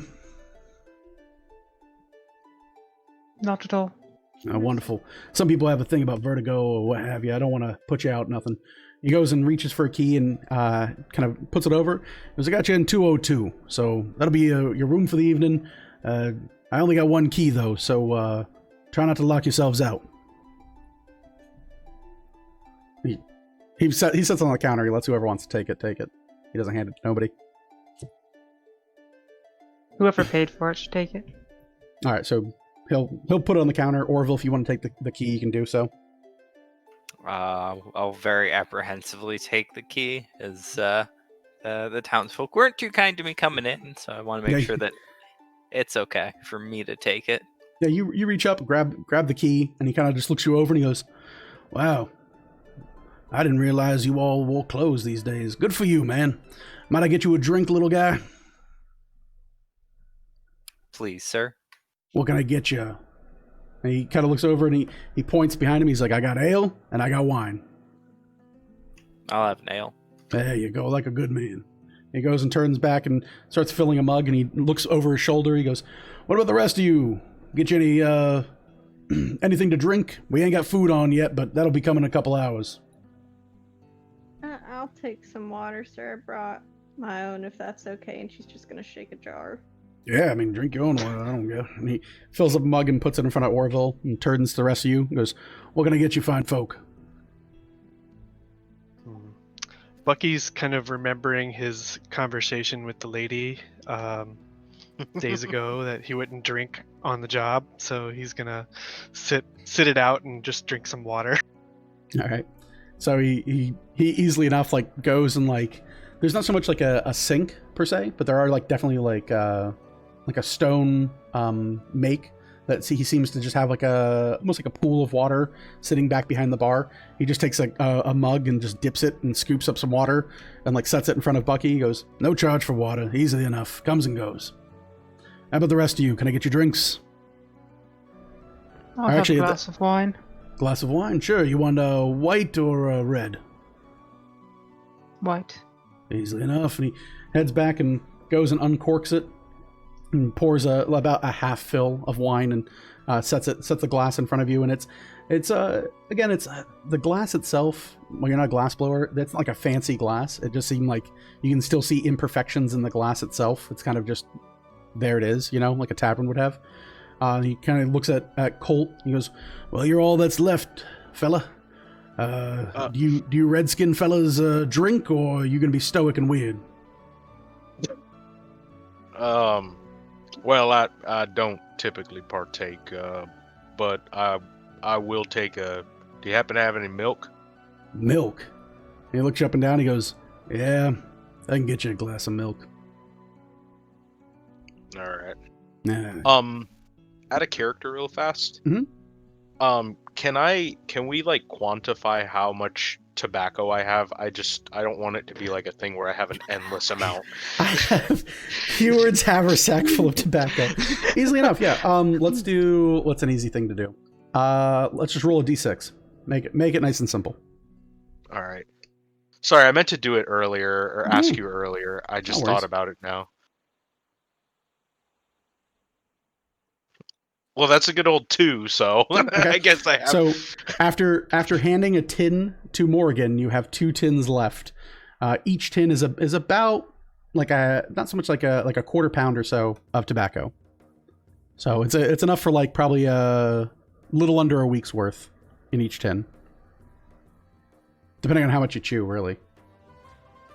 Well, he's chewing every day. Yeah, so for a couple days worth for Colt at this point. You had your trip year's worth. Yeah, when Bucky sits there and he goes, "Man, that guy's got a problem. You know you fucked up." So easily enough, he pours up a mug of milk, looks you all over, and he goes, "All right, so we got a glass of wine, a glass of milk, and an ale for the little guy. That'll run you 4 copper coins." I'll cover this one. Go ahead and mark it off. Sit down. Thank you. He takes your ones. He goes, "Anytime, pick a table. Feel free. Just don't cause any problems. And as long as your coin is good, I'll be good to you. Easy enough, huh?" What was your name, sir? Friends call me Sam. Pleasure to meet you, Sam. No problem at all, miss. And you do be safe. Thank you. Mm-hmm. Oh, thank you, sir. One last thing, Sam. Do you got a spitting can? Spitting can? Well, you got a mug of milk there, don't you? Yeah, I suppose I could use that. I just didn't want to be rude. Hey, if the shoe fits. Wait, what is it? All right. He goes to start polishing a mug, not wanting to comment further on that. All right, so you guys get settled into the tavern. Cut back to Morgan. You now get to the point where Lamont has finished tending to the horse, tending to the cart, and you see him kind of almost pursing or otherwise putting his fingers together nervously. He takes his backpack and puts it in front of him and digs down and feels around for it, and you can see that when his hand touches something in his backpack, he kind of slowly seems to become less stressed, like almost as if he forgot to check earlier. He walks up to the door closest to you, which is the far right door for the right side building. You know that his contact went into the left side. And he walks up to the door, and you hear dun dun dun dun dun dun. And you hear this kind of like almost like a small slide sound, and you can hear someone's voice emanate out from the doorway. What languages do you speak? Common, Elvish, Goblin, and Thieves' Cant. All right. Go ahead and make me an intelligence check. Rip. I'm dumb as hell. What'd you get? Oh, I have it. There we go.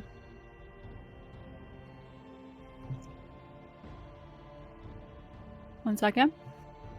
No worries.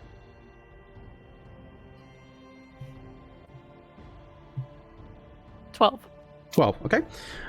You don't recognize the language, but it does have kind of a gruff connotation to it.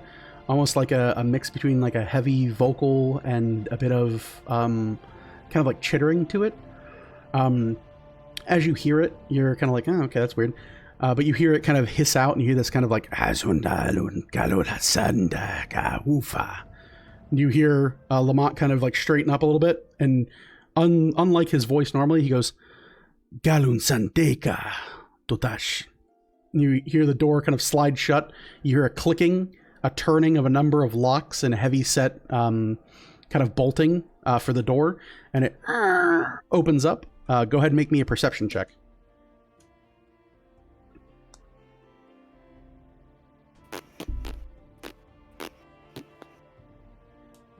That was the wrong one. That is a nat 20, so 26. Oh, geez. Okay, cool. You turn and you turn and look, and you see, as the door opens, you see two individuals that are roughly from the ground, about 4 foot tall. They're clad in heavy set plate mail, and they stand on either side of the door. The person who has opened the door isn't in visual sight, but you see Lamont entering in, and over his shoulder, you can see that this entirety of a house doesn't seem to actually have anything that resembles a house inside of it. The door opens to a room that is no bigger than maybe a walk-in closet. These people are kind of crammed in here. You look, though, and you can see over his shoulder the makings of a heavy stone foundation that almost resembles a larger-than-average fireplace. And with a nat 20, you can see that there are, as you're kind of looking, you can hear the sliding and turning of stone, and you hear something drop loose from in the back of it. You have dark vision, right? Beep, boop, boop. Yeah, okay. I was like, half elves? I think they do. You can see something slide free of this larger fireplace. As the fire extinguishes in the back of, or in the far side of the room, you can hear the wall come loose, and what you see before you is a large set of stairs that seem to descend further into the ground. You see Lamont kind of smile over, and he goes, "Welcome, friends!" And the door swings closed, and you hear the various locks and bolts go back to work. And that's where you're at. What do you want to do? Okay. I don't necessarily want to push it farther because that's a lot more people than me. So I want to head over back to the inn, meet up with everybody, and tell them what I saw. Okay, got you there. So you make your way. You make your way to the other side of town, or not other side, but further western than where you're at. Keeping a quick pace, especially being as fleet of foot as you are. It's easy enough to cover most of this village, and you soon find yourself outside of the inn, and walking through the newly installed heavy-set wooden doors. You open them up and walk through, and you can see that your group is just getting to the bottoms of their glasses for their first, you assume, their first round of drinks. And they seem to be sat in a table all by themselves and social distancing, even though they don't need to. You all watch as Morgan enters back into the inn. The floor is yours. Do whatever you'd like.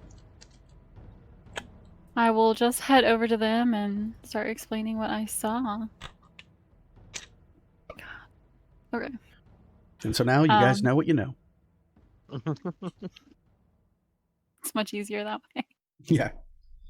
not It's a expecting lot of people to be info. like, let me tell you all about this. Oh, well, that sounds a lot more involved.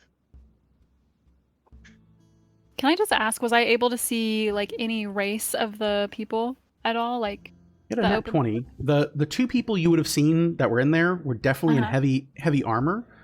okay. I would say, especially with a nat 20, you would recognize the armor as military grade. Most likely full plate mail is what they were wearing on top of like their helmets. Based Okay. off their height, you assume that they were most likely not human. Mhm. And the sizes and sigils on them. Are you trained in history? No. Okay. What's your intelligence? That would be my other one. What's like your total score? Can you explain the sigils to me? Yeah, that's what we're gonna go for. 13. 13. Okay. You kind of look it over, and you think it over, and as Vel definitely asks you, she's like, "Have you? I mean, did you see this? Did you see that? Details? Did you see that?" Because again, as especially like yourself, you're more of like a common like pickpocket and like rogue in that sense. You're not really like a espionage spy yet. Maybe you might go that For route. now. I don't know. Yeah. You might be like, I'm not gonna go this class. I'm gonna go scout and spy and infiltrator, and then I'll be like, screw me, man, because I'm going to write everything. But easily enough, with you're a rather intelligent person. I hate the sake of rolling dice for the sake of rolling dice. For some things I like it, but for other things it's like, easily enough. You should be able to do basic things. You describe in greater detail, as only a rogue could. Very much while you're not accustomed to like bank robberies, you definitely know how to case a place. And just from what you've seen, you retained more details than most people might have. Like, say for instance, if Bucky were to see it, he'd be like, I don't know, armor. But to you, they're like, oh, their armor was fashioned like this. It didn't look, their armor was heavy, and it didn't look as if it was easy to maneuver in. It looked like they were carrying a lot of weight with them. It looked as if their posture was forcing themselves up. They definitely had strength. They definitely had musculature under the armor. I couldn't see any chainmail, which means it's a full plate make. You kind of go through these details. You finally get to the point where you're like, sigils, I think I saw something. And you, with a 13, are you trained in Arcana? No. No? Okay. But you are a half-elf, so go ahead and roll intelligence. That one I will make you roll for. It's a fat 16 again. Fat 16. You describe the runes, and easily enough, with just like small scraps of paper and like something to write with, especially Vel has a spell book, so she has writing implements on her, I'm just going to assume. You kind of like make small, very rudimentary, very crude recreations of these sigils you saw. Vel, what languages do you speak? I speak Common, Elvish, Infernal, and Celestial. Okay. You look them over. You don't know the language that these are written in. However, you can roll history. Or no, you're trained in history, right? Yep. Okay. You can identify Also their trained in or. history. You're also trained in history, Orville? Yes. Great. So the pair of you look them both over, and you can discern that they are in fact Dwarven make. Does anyone speak Dwarven? I do. You do? Okay. Is there? All right. So you can speak Dwarven. Let's pull this up here. So you look over the runes on the armor that Morgan has kind of replicated and cleaned up. She kind of goes through it. You know them to be the sigils, or otherwise the rough translation would be the guarding of Casson. I'm sorry, the Garden of Kasser. Sorry. Alrighty. I'll put that out there for everybody who wishes to know. Vel, with your background, especially being from a noble family, you know that Kasser is the current reigning family for the King Under the Wilds. Okay. For everyone playing at home, far to the north, all the way past the White Wilds, is the mountain itself and the city of Iskander. Iskander, for many folks, as Vel will tell you, is the ruling seat of power for Dwarven nobility and for the King of the Wilds, which is the entirety of the White Wilds far to the north.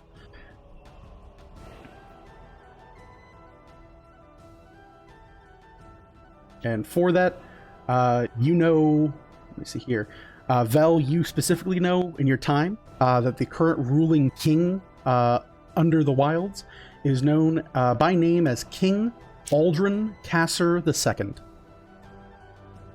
And he is known as the King under the Wilds.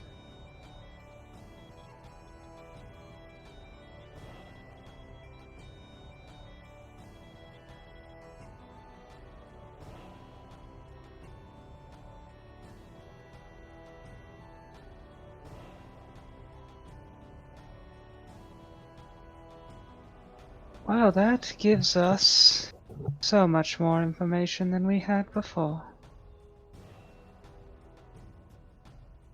Well, I think we know just about where this is going to be headed once it makes its way out of this city. Many powerful individuals are vying for items of unique and wondrous ability from the ruins of Ardnum.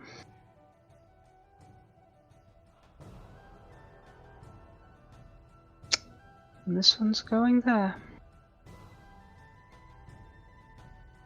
Good job, Morgan. Thanks, Val.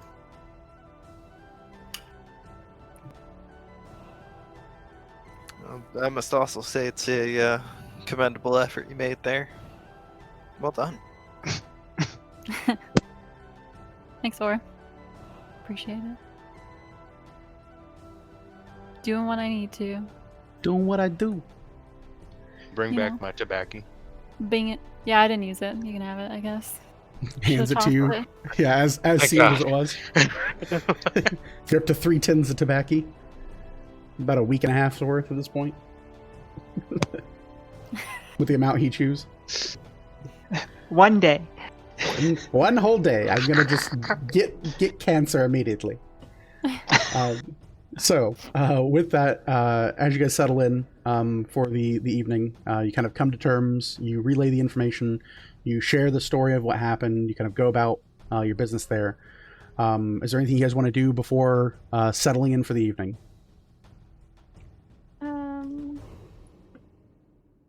God, what's JJ will buy everyone's dinner. Since Okay. we've been taking turns, so. Sure. What you guys get into is the inn itself prepares a roasted pig. And more or less, they say roasted pig, but you guys look and watch as at the far mantle side, the actual kind of cooking station is very much out in the open for this, as it is a hunting and farming village.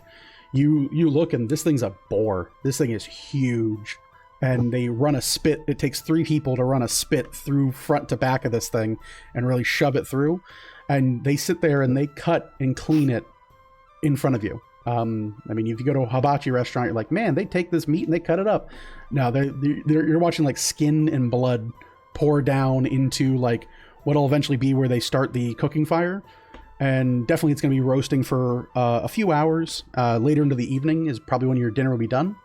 For the 6 of you, if you want a kid's meal would be a silver, an adult's meal would be 3 silver. So to feed all of you, you'd be looking at what, a little under, so about 18 silver, so a gold and 8 silver. Sounds good. All right. You mark it off, gold, 8 silver. You each get a full portion of this boar once it's done. As you guys are enjoying your meal and kind of recuperating and resting from the long journey you had, does peel later and later into the evening, almost nearing to night. You see the doors to the inn and tavern open up, and in doing so, you see Lamont standing there, and beside him, you see another rather short human man beside him. And he kind of looks around, sees you all, and like kind of gives a half-hearted smile and wave, and points in your direction and seems to talk to the person beside him. And they approach your table together. And you see Lamont, and he looks you all over, and he goes, Oh, greetings, Weaver's Chosen, of the great lady herself. How have you settled in here? And he turns to look to his partner and he goes, these are the individuals who assisted in my journey here, sir. They are the Weaver's Chosen of Lady Tristina Galanti. And you see this individual kind of like narrow their vision and look you all over and seem very openly to be judging you. And he goes, so, how have you settled into the inn? Everything finding accommodation? Yes, quite well. Good. Lucky has a mouthful of food and he's just gonna kind of like thumbs up. Oh, they have sweet How did your delivery go? He looks it over and he goes, splendid, absolutely splendid. The partners could not have been happier, in fact. Isn't that right? And you see this individual kind of stare you all down. He goes, yes, quite. The voice is a little bit lighter than the physical appearance would belay. You again see your previous charge kind of look you all over and goes, to that, I don't want to ruin your dinner, but we did have a number of things to settle upon. And with that, if I could, I would also like to cover your drinks for the evening and perhaps discuss a bit of business if we could. A proposition. A proposition? And he looks to his friend and you hear, aye, a proposition. He goes, a proposition then. Yes. All right. Well, what do y'all think? No problem in hearing a proposition out. Mm-hmm. I still got 2 ears. I'm plenty happy to listen. Very well then. I do believe, and he looks around. And he goes, "There's a formal meeting room in the back. I'll go ahead and pay for the VIP, and then we can eat and enjoy your food in the privacy of some nice walls. If that'll work out for everyone here." Certainly. Sure. Very. Just a moment. And he heads to the front counter where he has checked in the bar. It takes a moment as the bartender is kind of serving drinks to the few patrons that are still very much spending this late into the evening. A number of people are, much like Bucky, kind of mouthful of food, like, oh my god, these sweet potatoes. Are you kidding me? Like, just fucking going ham. But with that, you do see, especially Morgan being very perceptive, you see Lamont pull out a stack of 4 glittering coins. You know them innately to be 4 platinum, and he sets them down on the counter and seems to have a quick word, and you see him like put them down, and there's just a glint that you're able to see before he like covers it with his hand. The barkeep very much grabs, and Sam takes the coins and immediately pockets them. He doesn't put them in the register or anywhere in his lockbox. And you see Sam reaching underneath the front of his kind of like his smock, and produces a long brassed key, and he takes it and unclips it and hands it to Lamont. Lamont kind of waves him off and walks back and has this kind of long key and heads back to your direction and goes, there we go then.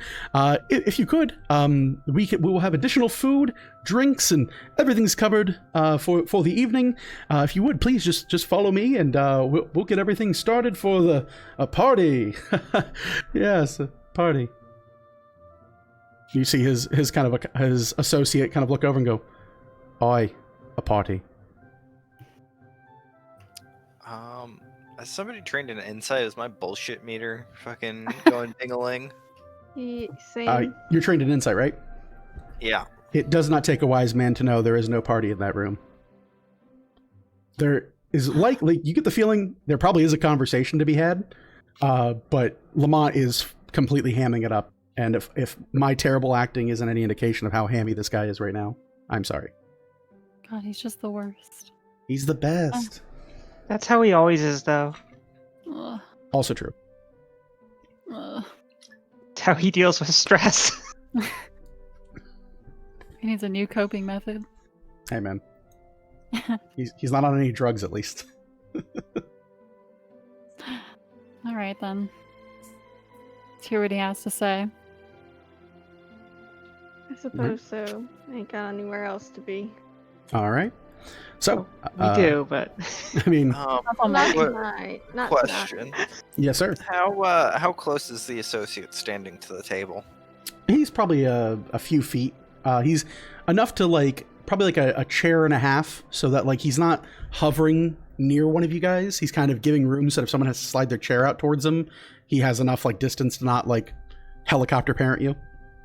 Gotcha. So I could in theory grab my empty mug and stumble and kind of give this guy a pat down on a hip. in my If you want to try that, misstep. you could certainly try. Yeah, I'll give it a go. Okay. I'll ham it up, act drunk, and bump into this guy. Sure. So go ahead here and give me a deception check as you kind of rise up and begin to groggily pretend to be drunk. That's a 16. 16? Okay. Let's check you. Okay. Oh So my god, I'm sorry. you go to groggily kind of like stand up and you head in his direction. As you're like reaching out for him to like pretend to like, oh god, and like tap on him, right? Yeah. You feel something connect to your ankles, some unseen thing, and you tumble face first about 3 feet in front of him, and he looks you over and goes, oh my, it seems you had a spill there. No, all the drink got inside of me. Sure did. Do you need help up? No, I got it. And stand up and brush myself off. Oh, good for you, lad. And he just very much like just stares you down. From that, is this individual a dwarf? no, he's a human. He's about Okay. 4 foot tall human. Uh-huh.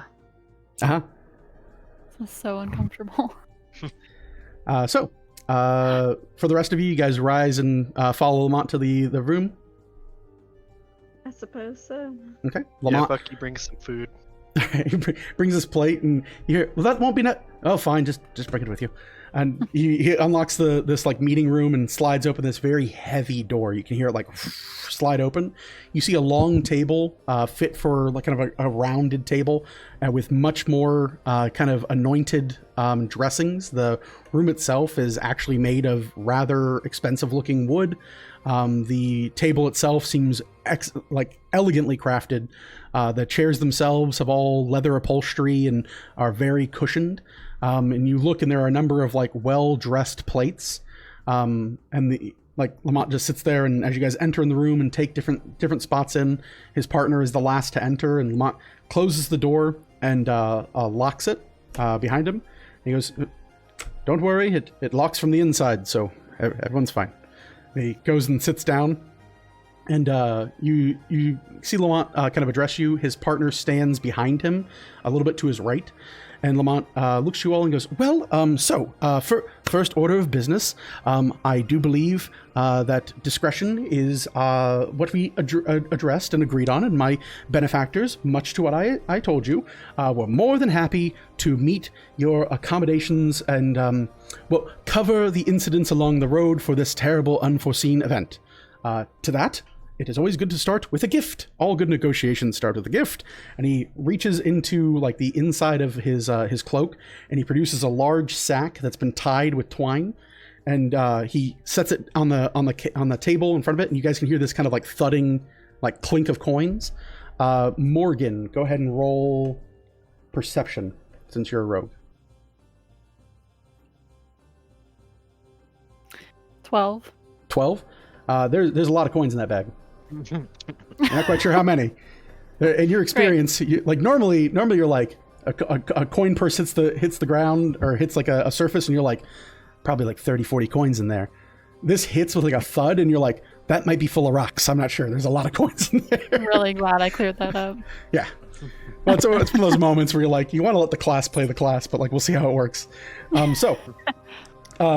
With that, Lamont kind of looks you all over, and he goes, your payment and compensation for a job excellently well done, and on to other business. I had a a conversation with my benefactors and with the individuals of this. I explained the course of events as they transpired, and I exclaimed to them the prowess that you all displayed in my presence, how you kept me safe, how you were consummate professionals, and everything that you did was above and beyond a high class of proficiency.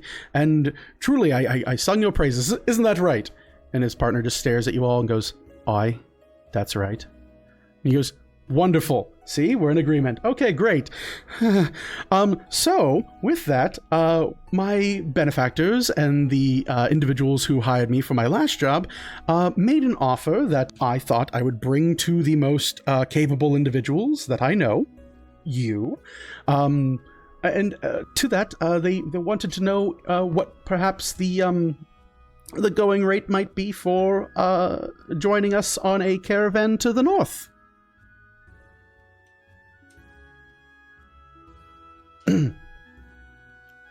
When would this trip be? As soon as possible.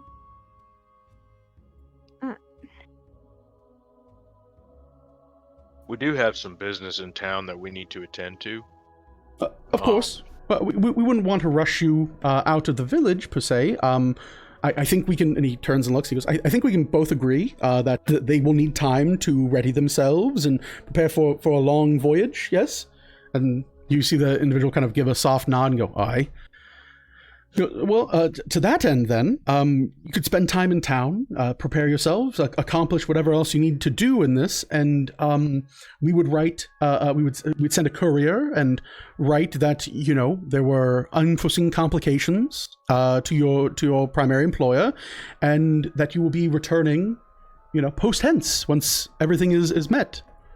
We'd be more than happy to explain it to them, and I can assure you, my benefactors are rather persuasive. Rather persuasive. We would require confirmation from Our Lady that we would be approved on such a task. Yeah, I agree. I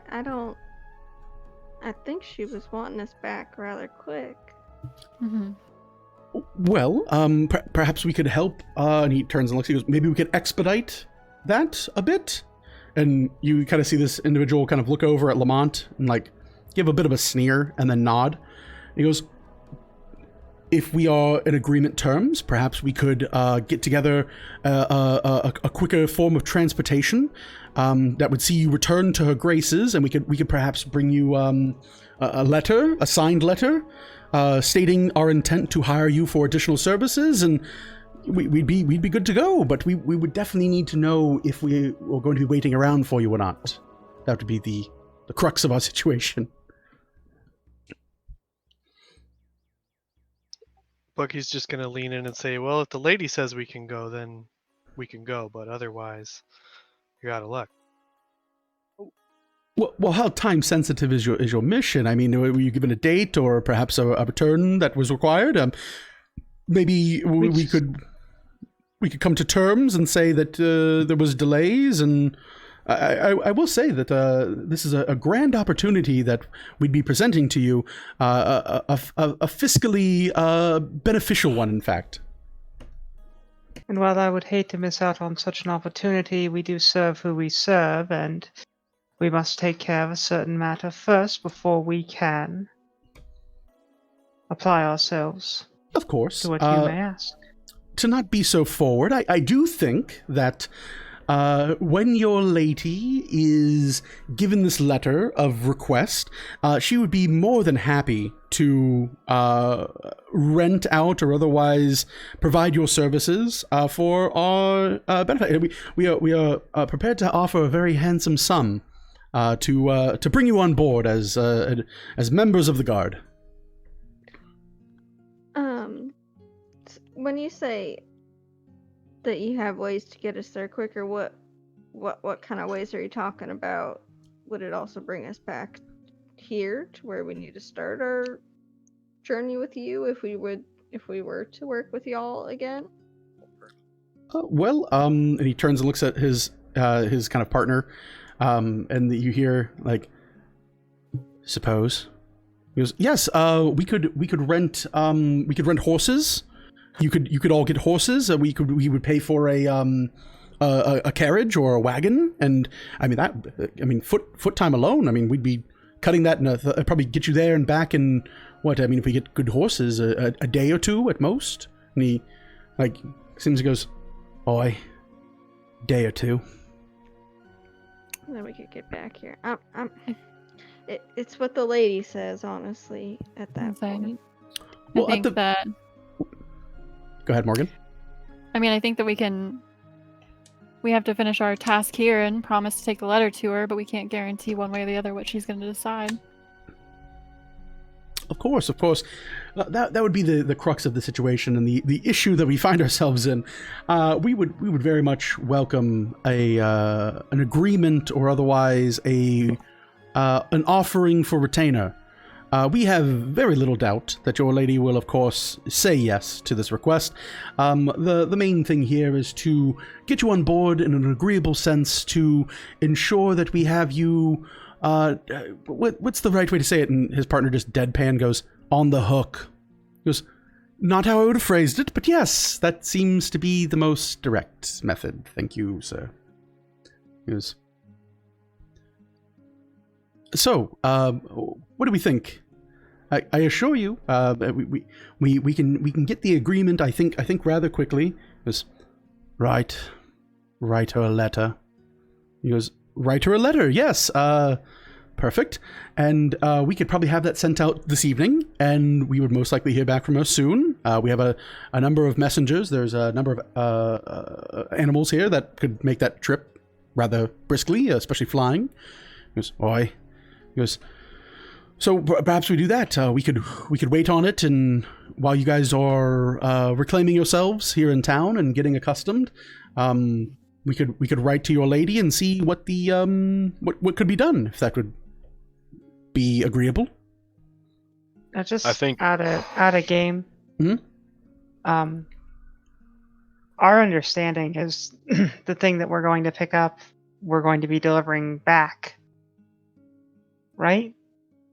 Correct. That's how I understood it. The understanding is that as far as Galanti, the Lady Galanti is concerned, she sent you all with a menial task of transporting this individual to the north for his meats and various goods, like sundries, as a way to just pay for oh, well, if they're going to go that way anyway, I'm going to get some money out of the trip. But the thing that she's concerned about is she had informed you that she had already purchased and worked to acquire an item in town, and she wanted you all to effectively handle the transportation of that item back to her. And that was what she seemed to be more concerned with at this point. What if we delivered the letter? What if we took care of our business, hand delivered the letter straight to Our Lady,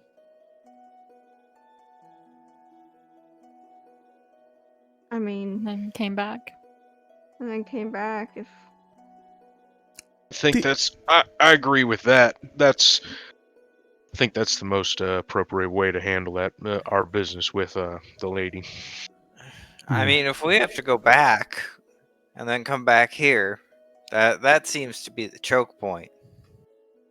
Well, if we're supplied horses and it would be 2 days travel back, we can likely handle what needs to be handled tomorrow and then make our way out.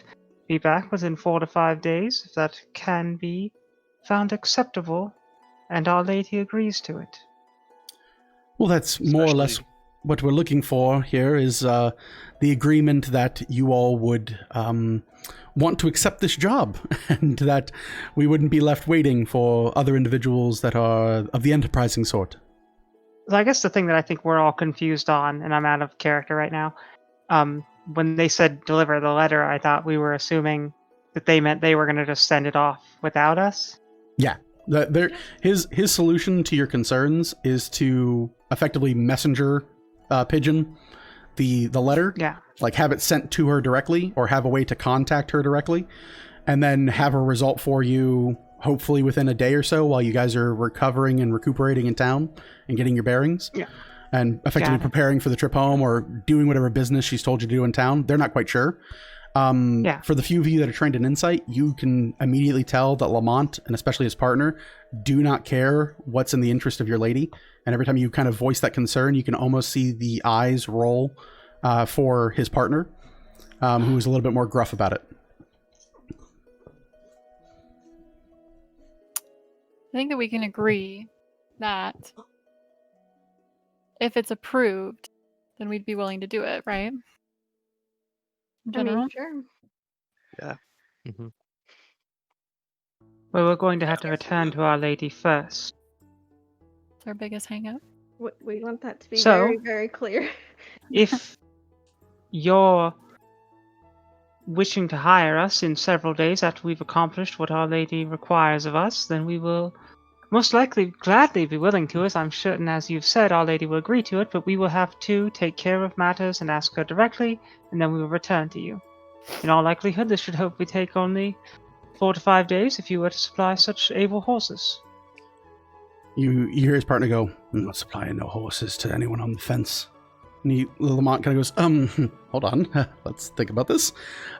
Please, I think that we can be rather agreeable in this sense. You need the permission of your lady. This, we do not argue on this, surely, especially being patroned under the lady herself. This is a very expected circumstance. It was my apologies and misunderstanding for believing that I was your only job here, and for that I will say my deepest and sincerest apologies. To that end, if you would allow, while you all are preparing for the return trip, before we decide to invest in horses or a faster mode of transport for your return venture, perhaps, if it would be in your graces, we could pen a letter and have it sent as quickly as possible to Direwood, and we should have a response from your lady within a day or two, and from that point, with her permission, then you could stay in town, cut down the time for returning, and maybe that would all work out in that sense. What do you say? I don't see how that cuts down the time if we have to return anyways. Well, you're staying in town here, right? So normally you'd, stay in town to accomplish your business, prepare for the road ahead, collect your supplies. I mean, these things take time, of course. So in that time where you're preparing, we'll have already sent the letter for request and acquisition, and then you won't have to go back. We can figure out a happy medium. I'm certain that you can understand that certain matters as per requests of those above us require things that cannot be said. And we will be needing to return to her. That is a part of our charge. Right then. If you wish to hire us on this matter, it will come after we have handled Our Lady's affairs. How about this, if I may? So, maybe a possible alternative is you send the letter, right? This is not going to be very time sensitive. You send the letter, we get confirmation, but we do need to hear back from Our Lady, and I don't know. That's actually worse. Maybe not that. That's a terrible idea. I was going to say send the letter. We'll wait, and then we'll go back. Do you see? Such a waste of time. That's such a waste of time. Wait. We could send word once we get back to Direwood that we are able to come, and that way, y'all know a couple of days or a day or so before we actually get back and give you the word ourselves. If that could be helpful. He kind of looks over and kind of seeks confirmation from this individual. And he goes, "Oi." And he goes, "All right. So, I think that's a good agreement. We plan to get things together and prepare to leave by week's end." And he goes, "Oi." So we'll say, call it 7 days, right? In a week's time, we'll have everything together to begin our caravan to the north for a bit of business and a bit more trading. To that end, in that time, if you manage to get back to Direwood and are able to send a message to me, care of Lamont, with agreeable terms for your lady, then make haste back here before we are ready to leave. I mean, you might be able to join us just as we are beginning to depart. Yes, aye. Well, then, before we make our way back, I would ask that you give us a letter of what your exact requests are, so that we may deliver that to our lady, so she may truly understand and make her decision. Yes, I think we already have, we do have a letter. Okay, yes. And he kind of like reaches out, and you see this individual, a little bit of a weirdness. For the few that are very perceptive, you see this individual reach as if he's going to go into his coat pocket, but you see that his hand dips beneath the cloth of his coat pocket. It kind of dips beneath like what should be a physical piece of material, and his fingers disappear for a moment, and he pulls out a large, yeah, it's kind of like this, but like if the coat was like a curtain. And he reaches in and produces a bright white, almost a brilliant white stationery letter that's already in an envelope, and you look on the side of it, and there's a gold wax seal with a pair of crossed triangles that seem to have wax sealed it shut. And he hands it to Lamont, and Lamont takes it and like puts it forward, kind of almost like Japanese businessman style, straight forward and head down, and like outstretches it and sets it on the table and goes, "There is your letter, right there. One of convincing for your good miss." I'll take the letter. Okay, you go and you pick the letter up, and there's like weight to it. It's probably about a little under like a half pound. It's like a pretty heavy letter. You feel there's like a bundle of papers that are like folded and like heavily tucked into this. It's like almost like instead of like a thin letter, you'd actually get like something that might not fit into like a mail slot. Like it definitely is something that you'd have to like open up your mailbox and put in. Whole dang Amazon package. It's, yeah, I mean. He goes, so just ensure that your good lady reads that undisturbed. You don't want to open that ahead of time. It would be rather rude to read someone else's mail. Indeed. Very well then. And of course, I met to my agreement. Mr. Honeycutt, your portion of your compensation has been handled in accordance with your affairs. Okay, thank you. I appreciate that, Lamont. Of course, always happy to assist a fellow friend and a man who's saved my life on an occasion. Yeah, and sorry about the horse thing. I really apologize about that. Of course, it does happen. It was clumsy of me to fall off. I wouldn't even worry about it. I've almost forgotten. And you hear, you did forget about the horse. He goes, so I did. Not to worry at all then, Mr. Honeycutt. Not to worry at all. The horse was a bit tired, that's all. So then, that's great. And you hear his partner kind of look you all over, and he goes, you have 7 days. 7 days to get back here with a response. I can assume that you all are going to be discreet, or does that require you to keep your mouth shut? Isn't that the definition of discreet? That's the hope. I just want to make sure it isn't implied that it is stated. Bucky's gonna look at him and say, "Oi." He looks at you, and you can see like a smile curl across his face, and kind of a rather like stout looking human. And he goes, bit of a giggle fits you got back there, horn boy. Good, you'll need it. I expect a resounding answer once your lady reads that. I intend to make haste. I find Mr. Lamont's meats and cheeses to be a rather interesting matter that I'd like to be involved in.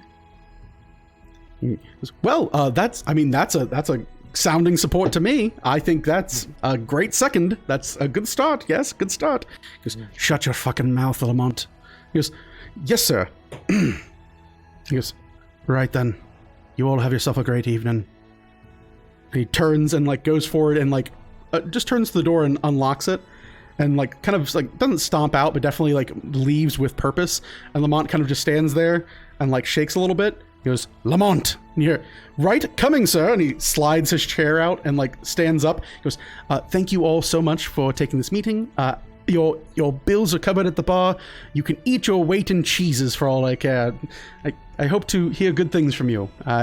They were rather impressed. So, thank you so much for hearing me out and for all that you've done for me. I truly do appreciate it. I hope the compensation is worthy of you. And he goes and turns and he leaves and he goes, oh, sorry. And he turns back around the door and he takes out the large brass key and sets it on the table. The key to the room in case you want to use the room later or whatever. Have a good night. And he... Lamont. Yes? And you see, like, as he kind of stops in the doorway. Reach out my hand to try to shake his. Oh, thank you. And he, like, taps the top of your hand instead of shaking it. And there's a... Are you trained in perception? No. No? Okay. You feel like... No. Okay. You feel I am, actually. Shit. Oh, you? Sorry, Okay. I was looking at performance. All right, so you reach your hand out to shake his hand, and he kind of taps the top of your hand. In the few moments that he touches the top of your hand, you feel two things. One, your eyes show that like Lamont's not all there. His like outward appearance seems to be different than that. Like it's kind of like almost like you're lagging, right? You see his hand come in contact with your hand, or what should be, and then you feel the touch afterwards, right? Mm-hmm. In the moment that you feel his hand, you feel the sensation of like a burnt skin. And he kind of like just like taps the top of your hand and goes, "Very well then, thank you, sir. Have a good one." He turns and leaves. I always am, Mr. Honeycutt. I always am. He walks off and you hear the door close and you kind of hear it sealed shut, and that's where they leave you. What do you guys want to do?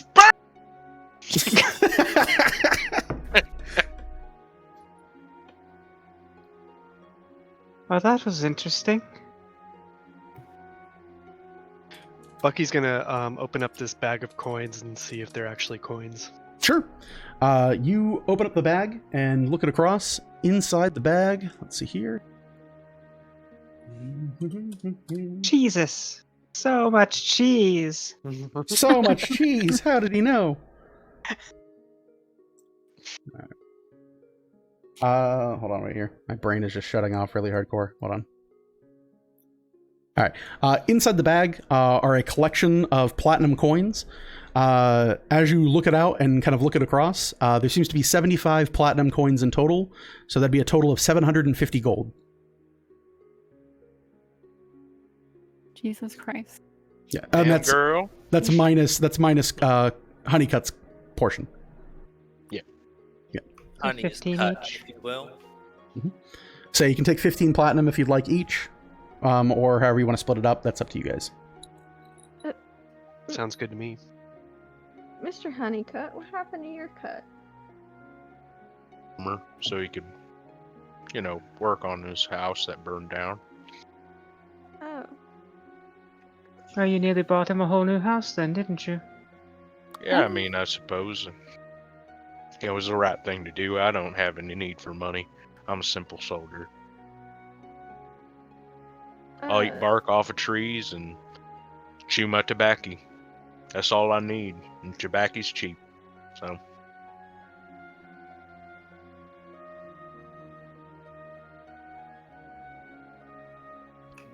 Easily done. So we got the room for the night. I might just sleep down here. It seems nice and roomy. Yeah, it's more like a tabled area with like cushioned couches and stuff. If you wanted to, you could probably rest in here a little bit more comfortably than being crammed in a single room. But it wouldn't be like on like a formal bed. It's still better than the wilderness, but definitely not as good as like an actual bed in an actual room. But so long as you're not too road weary or whatever, it'd probably be as comfortable, if not more so, than regular accommodations. I can meditate wherever. 2 people said they'd sleep on the floor. So whoever wants one of the 2 beds, we're pretty good. We got 2 homeless people that just want to sleep wherever. I mean, my dude's a soldier. He'll sleep on the floor. He don't care. He's got a Just bedroll. sleep where you tell him Just to watch. sleep. Easily enough. All right, so with that, is there anything you guys want to do before we call it a night and call the evening? All right, so you guys are in a safe location. You're in a room with a heavy locked door with only one entrance in or out. You have food, you have accommodations. So, finally, for your 2 journeys, your 2 harrowing fights, and the completion of your first quest, you all receive a total each of 650 experience points, which I think might put you to level 3. I'm not quite sure. I don't know. I forgot to write down what the starting was for level 2. You've already gained like 300 then? I think level 2 is 300, and then level 3 is somewhere in the ballpark of like... So we'd be at 900. 950. Yeah. Which, I don't know what 950 would be. Hold on. I think level So 3 is level 900. Yeah. Yeah, level 3 is 900. So, yeah. You guys will Where is that level on up. D&D Beyond? I don't know, man. D&D Beyond's weird. It's tech. I don't do tech. I commissioned artists to do all You need this. to know where it's at. On D&D Beyond, is that what you're asking? Yeah, that's Like what what I'm I do? asking. Click on your name.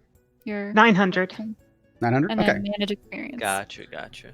All right, so we'll handle that off stream. The thing we'll do too is we are going to be rolling for hit points for this one as we level up.